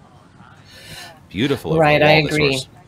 Yeah, I think Michelle's going to end up having a great amount of success with this horse, which is a newer horse for her. And Michelle Parker has always been a great rider, and she's had lots of good horses, but I think this one's going to be exceptional for her. This horse is named Easy Does It. Now this is an interesting setup. I believe, I can't see perfectly, but it looks to me like a hack-a-bit, we would say. A hackamore with a bit also in the mouth and converted with a large converter. So she's carrying one rein. I'm familiar with this kind of setup myself as a rider on certain horses. Often the hackamore provides a softness for the shoulder. When the horse is resisting the bridle, it can help soften some of that bracing effect off the ground and give that shoulder a chance to really elevate. And I think we're seeing that happen. Right, I think this is an improvement. I mean, I think she was struggling a little bit with her bridle early in the year in the desert, but this horse is jumping phenomenally, and she's I am not good going on to say. time. I I'm not know. gonna say We'll just be anything quiet. else. Let's be quiet. Okay. Be quiet. I mean, he just fought for that. All right. the whole There we time. go. Finally, we have a clear round, our first clear, and we've only got 5 horses left. So this is a great day for Michelle. I mean, she's really looks like she's figured this equipment out for this horse, and it could not have jumped any better. He's actually very rangy behind, isn't he? And she made that. She fought for that 6 and did it early. And look how much height he had there. Absolutely terrific. All right. And again, so, oh, go ahead, Susie. Sorry for the delay. no, go ahead. No, it's okay. Go ahead. I think she also showed a great example, if one were to go back on that replay for a learning rider to watch the triple to that plank, the way that she maintains and fights, not even fighting, but just commits to the very last moment to make that 6 work. There's no part of her that was yielding or conceding defeat. She is there committed to give that every possibility to be clear. Right, and she made sure she had plenty of room in front of that plank. It is a careful jump. You need to have space off the ground to be able to jump that well.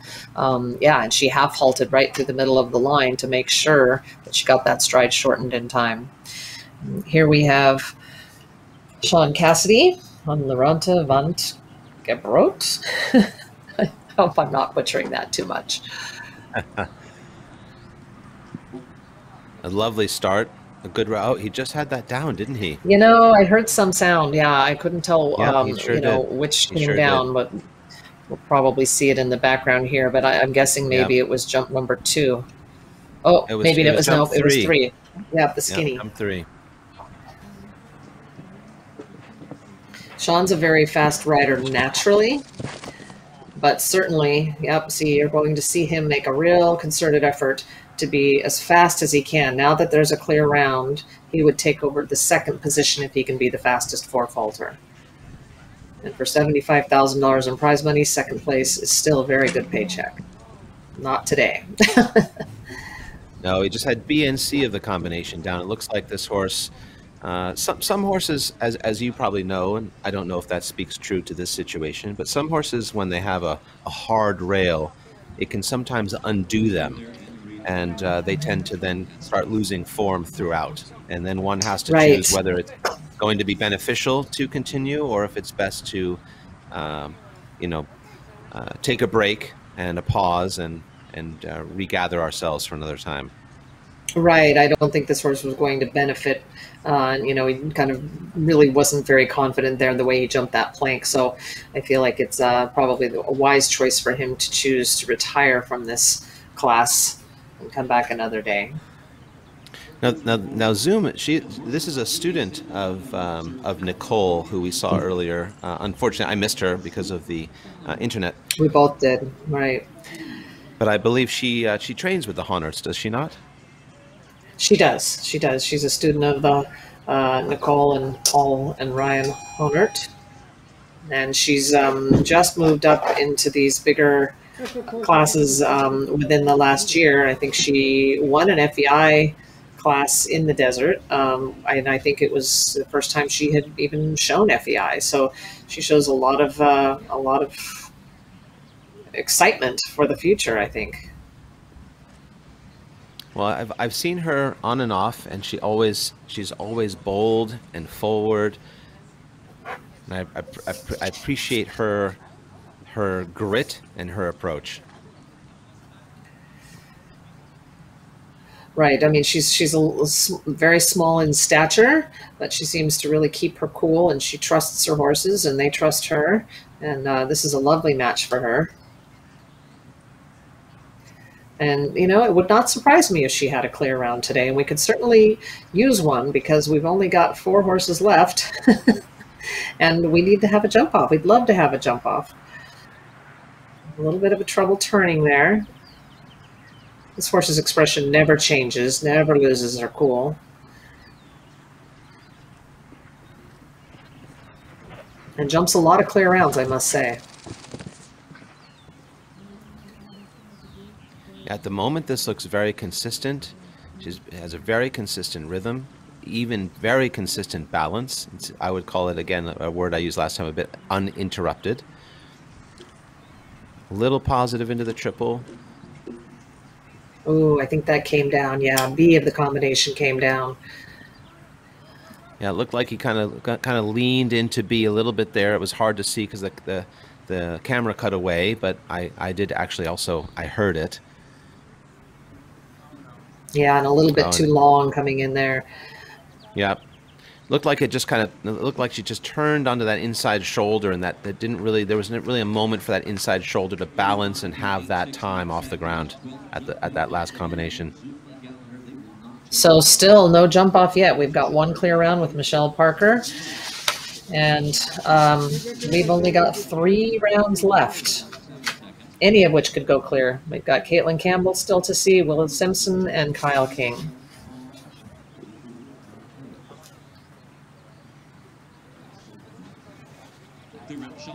I'm curious to see how that Chaco P of Will's handle this course, because that horse has a tremendous jump. I'm curious to see how that 6 will be for him after the combination, or will he just allow and go with a 5? I don't know. I don't really see a 5 there. I mean, certainly for the right horse, it could be there. I would not see it either. But with a horse like that, depending on how he came out of that triple, you could almost see it as a possibility that it could be just less complicated. Right, right. All right, we have Caitlin Campbell and Durango. Caitlin's a very strong rider. I've seen her have so much success and so much consistency. I look forward to seeing her round. Right, and this horse can be a little spooky sometimes, but I don't know how he's going to feel about the sailboat. Really careful there. Looks like not an easy jump to sit. No, it does not. Oh, we've had a little disagreement on the way there. Yeah, so as I said, I have seen this horse a lot, and it's a really good horse, but also it has a bit of a look, a looky-loo kind of situation. So there's a lot of spooky things with the people sitting on the grass over there, and that wall being number 2 in the course is very spooky right off the bat. So I think we're looking at a withdrawal here, I'm imagining. She's probably going to go back and jump the first jump. That's unfortunate, isn't it? That's very unfortunate. It is, especially at jump number 2. I don't know if it's a fair point to make, and it's certainly nothing to... I do not mean to associate it with this horse in any way, but I would sort of use this as an example of we don't have or utilize enough walls anymore.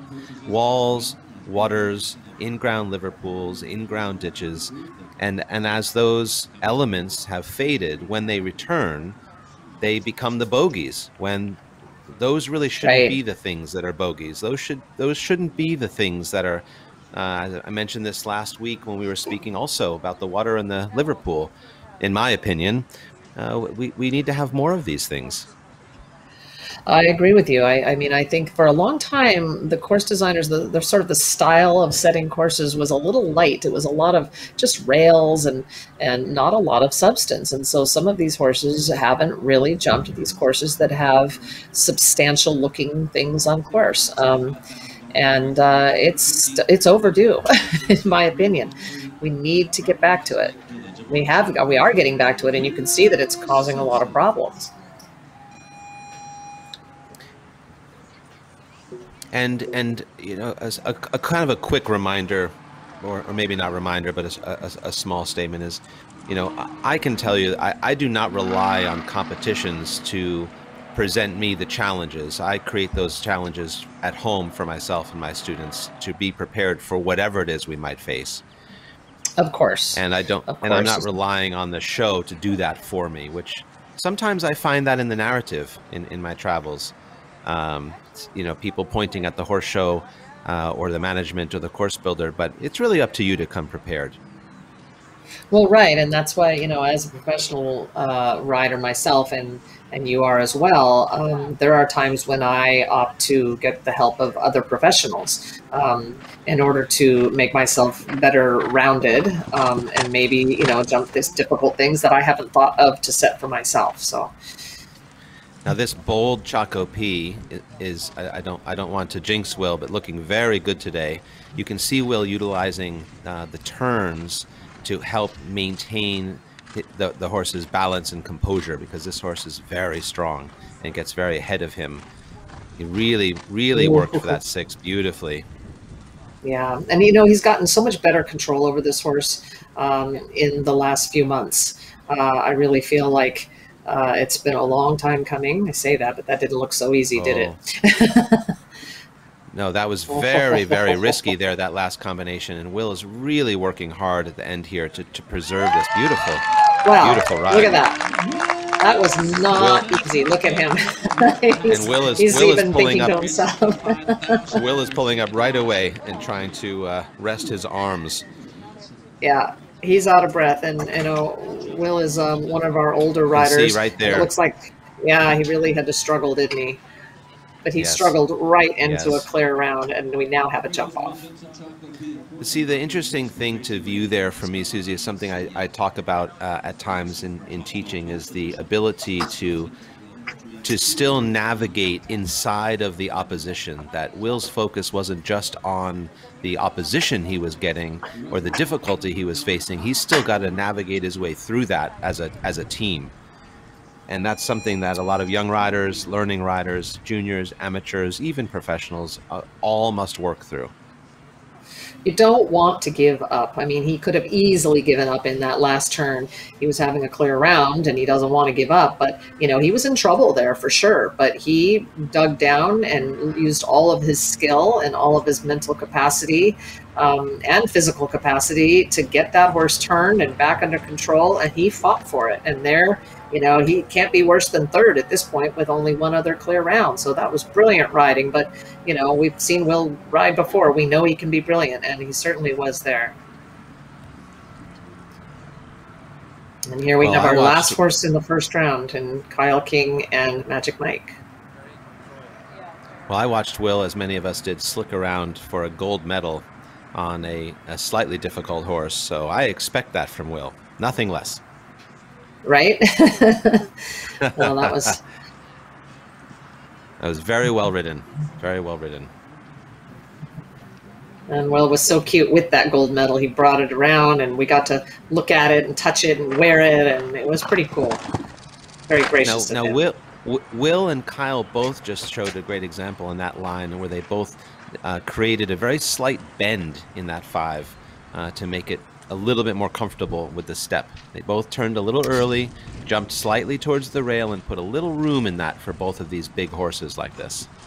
Right, so you just have a little bit more of a curve in the track so that you can fit that step in over a little bit more real estate. So far, so good. I'm sure Kyle would really like to have a clear round. Just dropped behind, and now we have a 1 clear round winner of this class. Oh my goodness. Well, we've got this is an amazing situation. So you've got Kyle King, who had 4 tries over 4 rounds with 4 different horses, and still was not able to have a clear round. So our jump off will be coming up shortly with just 2 horses, Michelle Parker and Will Simpson. I'm so sorry, I misspoke. I can't believe that we were just talking about it, and I forgot Will was also clear. So we have a jump off with 2 horses. It's okay. You're getting old. I know. It happens. It happens. Right. Well, so speaking of that Will would be the oldest rider in our class today, and was one to produce a clear round. Also interesting to note that some other riders had 2 horses in this class, and both Will and Michelle only had 1.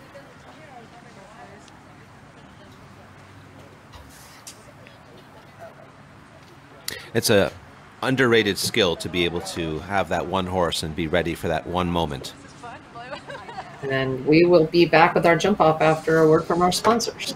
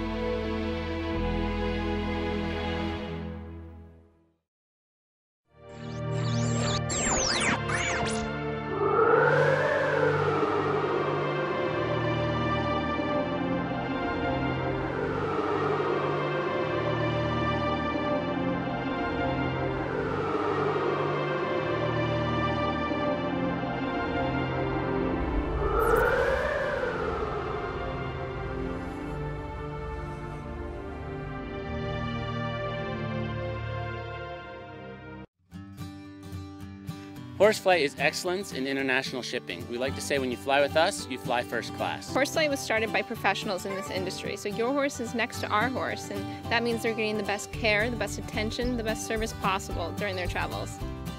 I felt like I could give something back to the clients, and that's what we try to do. We give first-class service. Give us a call. Call Horsefly, and we'll get your horse here.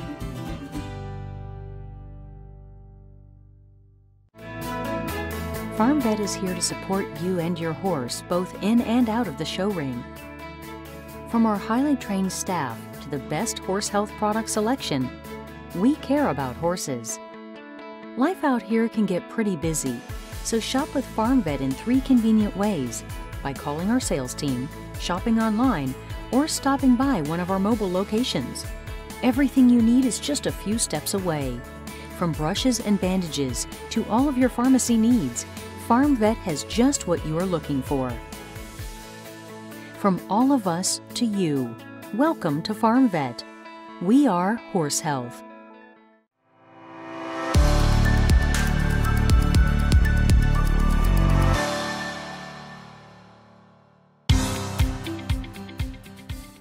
Hi, I'm Ashley Bond, and my favorite Sinutra product is Sin-Chill. It is our go-to staple in the barn, whether the horse be wild or nervous or just a little distracted. I just find that, whether you use 1 tube, 2 tubes, 3 tubes, you're able to kind of gauge based on what your horse is dealing with, and it just helps pretty much any situation without taking the quality of the horse's jump and character away. So it is seriously, I could not live without Sin-Chill. I tell everybody about Sin-Chill. It's like, have you heard of Sin-Chill? What's that? Oh, and then it's like, they can't get me to shut up about it. So I've never really been one to support products that I'm not fully vested in. And I would have to say, Sin-Chill has become the most exciting product that I have as part of the LVF team.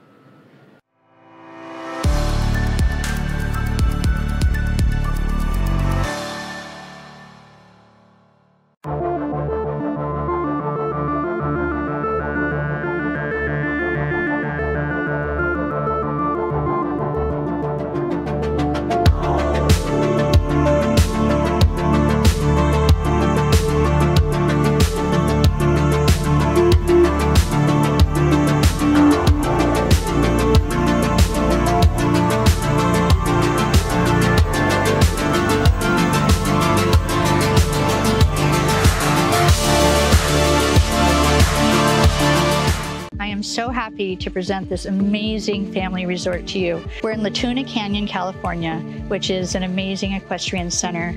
Steve and Jenny McAllister's ranch was just on the other side of the fence, and now they're in New Mexico. So we had a successful matching of families there, and I would love to find the perfect family for this house.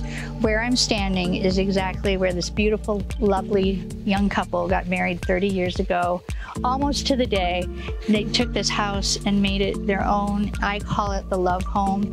They raised their 2 children here. They've created a family paradise. We have a batting cage. We have a resort pool with a wonderful slide. We have a barn that's in impeccable condition, a beautiful competition-size ring, plenty of turnouts, plenty of privacy.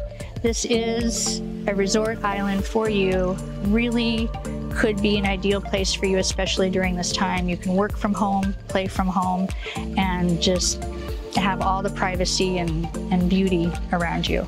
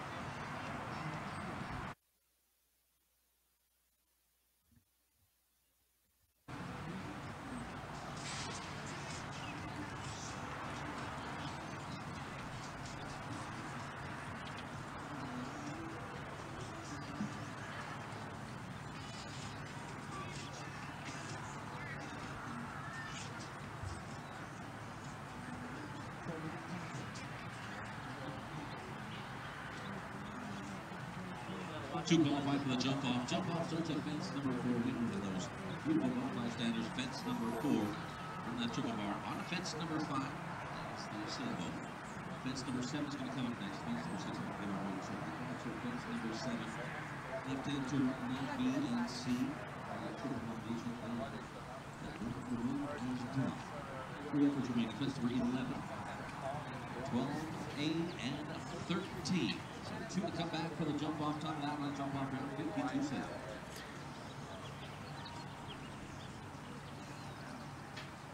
Well, Susie, I'm certainly curious to see, although we only have 2, and I wish we would see more, I'm curious to see the approaches on how Michelle and will approach this jump off. I think Michelle's horse clearly looks like he's on fire today, jumping easy and very careful on this course. And with Will's horse being very aggressive, you know, and you know, when he opens him up a little bit, you know, we'll see what happens. But I mean, both of these riders are coming here in a good position. Neither of them is anything less than second. Certainly, and you know, judging from how strong Choco P got with Will toward the end of the course, I would imagine, you know, he probably doesn't really want to put the pedal to the metal because he's going to lose rideability and control if he does that. Let's go over the jump off. The jump off starts with the triple bar, which is jump number 4. The butterfly is there. Then it's a right turn to jump number 5, which is our sailboat again. Then it's a left turn to jump number 7, so that would be the oxer coming out of the 5 stride. Then it's a left-hand turn into just 9BC, no A of the triple combination. Right-hand turn to 11, the single oxer, and then a left-hand turn to 12A to 13. Well, Michelle is right at it, and having that second jump of the jump off down, the sailboat, certainly opens up the door for Will to look to ride a, you know, managed, careful course. And she's also had A of the combination. Right, so this really, you know, Will can afford to have a jump down, time faults. He can even afford to be a faster 8 faulter. So yeah, and she's had 11 down in front as well. Looks like I don't know, maybe with the break coming in, putting a little pressure on the horse for speed, just got a little bit ahead of himself in his front end. Right, so 12 faults there in the jump off. So really basically handing this to Will, which, you know, there's never any guarantee of anything. He could go in and have 4 jumps down or fall off. So, but, you know, he knows that he does not have to go fast. He can really take his time, and he can afford to have a clear round with time faults as long as there's not as many as 12 time faults. So whatever his plan was, it just changed when she had 3 jumps down. Yes, I imagine it did. I think this was a good course all around today. I think if there was a takeaway, if I were riding, which of course I am not, it would be I've got work to do. You know. There's always work to do, isn't there, Ray? There really is. There really is. There really is. All right, so you notice he does not have that hackamore on anymore. He has made a bridle change, which I don't blame him because he certainly ran out of control in the first round. So I think he took that hackamore off and he's just going with a bit now.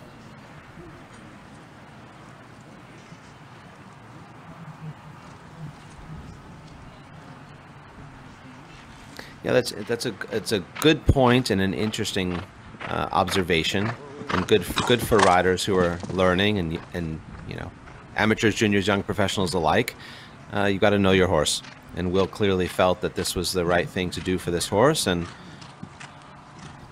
at the moment it looks like it was the right call. Right, you know, he can afford to take as much time as he needs, and the horse does get a little bouncy in this bridle, and I think it jumped really, really well in the other bridle, better so than this one, but control is necessary. Yeah. Oh, this is a nice victory for Will. Right, easy win.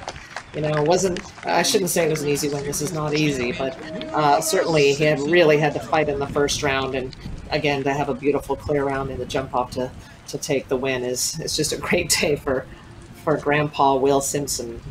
That's right. He's a grandfather now. He is. Amazing to think about. I wasn't saying that to be mean. He was actually a grandfather. No, I'm sure he'll appreciate it. I'm sure he'll appreciate it. Well, there's some very good rounds, some very interesting rounds, some great examples of different techniques, interesting different setups and bridles that we're noticing as well. I hope that this level of challenge. Such a good vantage point. It is, and I hope and wish and would like to see this level of challenge continue, especially for us all out here on the West Coast. I think this is a good test, and difficult, but we all can improve, can't we? I agree. I think it needs to be difficult enough so that we all rise to the occasion and strive to get better and better, so that we can compete anywhere in the world should we choose to.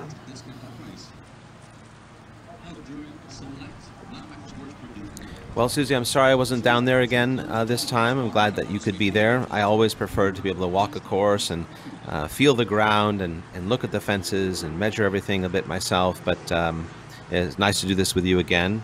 I hope you're well, and I hope everyone out there is doing well and being good to each other, and perhaps we will see you again sometime. Yeah, all right. Thanks, Ray. Thanks, everyone, for watching. Good class. Fascinating to watch, and gosh, all bets were off for this class, weren't they? They were indeed. They were indeed. You know, you heard Oscar in the beginning speaking to what he thought the numbers would be, and I'm sure he's surprised that there were only 2 clear in this class. Right, I'm sure he was, and great class for our sponsors, Interactive Mortgage, and Greg DeLong did a great interview beforehand, and he was very specific. He wanted to make sure that it was set to spec and not soft, and that the entry fee was a little less than it normally is, and I think that is also a step in the positive direction for our sport. Absolutely, absolutely, and good points to make, and we can all hope for more of that in the future.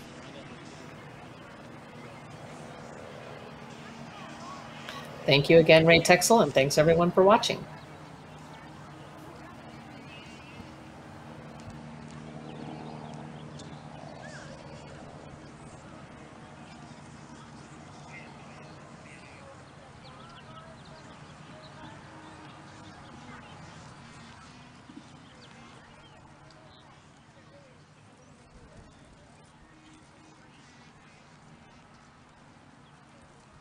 Here comes that's another 16. Sorry, it's bottom.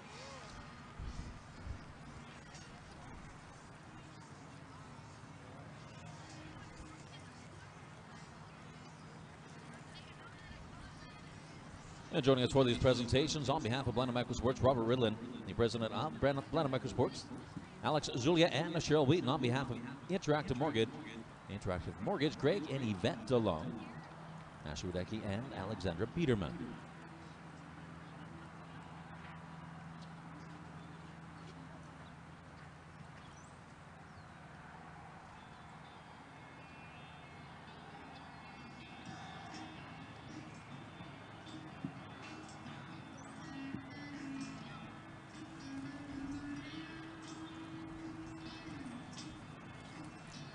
Our top placings joining us back in the ring. Well, 3rd and 4th, in fact, 3rd, 4th, 8th, and 9th to Kyle King. He was 3rd aboard Magic Mike.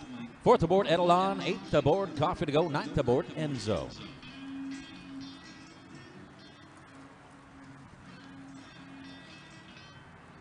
So again, Kyle King, 3rd, 4th, 8th, and 9th place. 2nd place to Michelle Parker, and Easy Does It. But our champion on the right aboard Choco P, Will Simpson. Only double clear. A champion, brand new cooler board Choco P, that horse owned by Will Simpson Stables out of Westlake Village, California. And it looks like we may have just stamped his ticket to ride here. The winner of the first of the series, $250,000 plus a $20,000 rider bonus. And we'll get everybody over to the Interactive Mortgage signature fence, have the official photograph taken.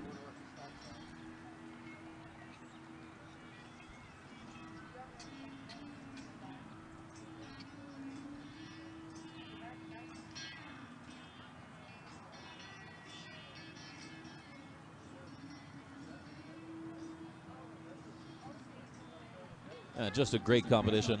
The first of those 3-meter-50 interactive mortgage Grand Prix. And that ticket to ride. And our champion, Will Simpson, Choco P.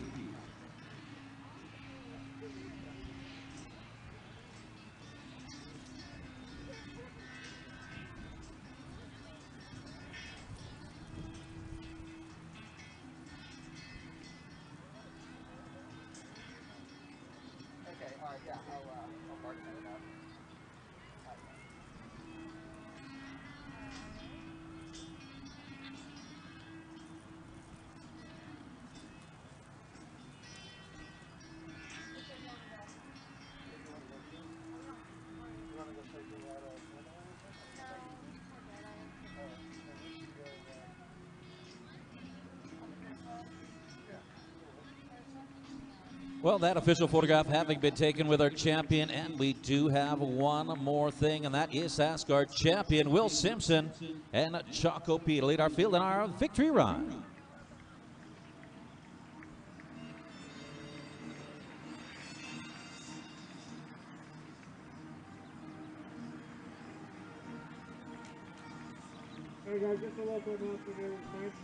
And taking home the first ticket to ride here in the Interactive Mortgage $75,000 Blenheim Spring Classic 3 Grand Prix.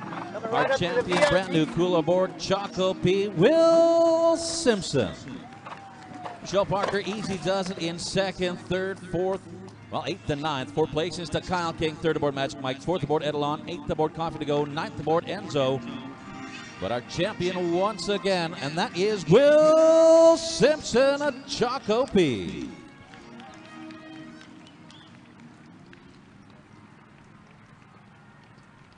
Just great competition. Great thanks to Interactive Mortgage, wonderful sponsor, and Greg and Yvette DeLong for this great high-performance jumper series. The Interactive Mortgage Ticket to Ride.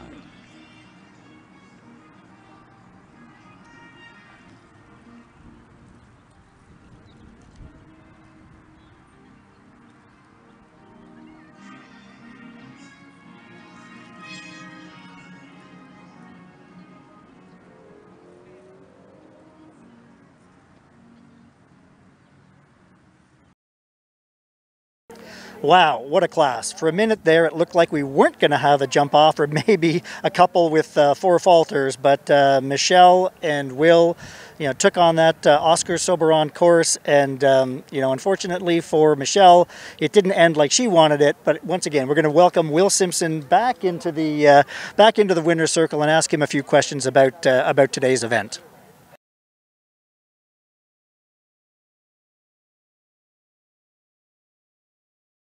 Well, Will, congratulations to you and Choco P once again.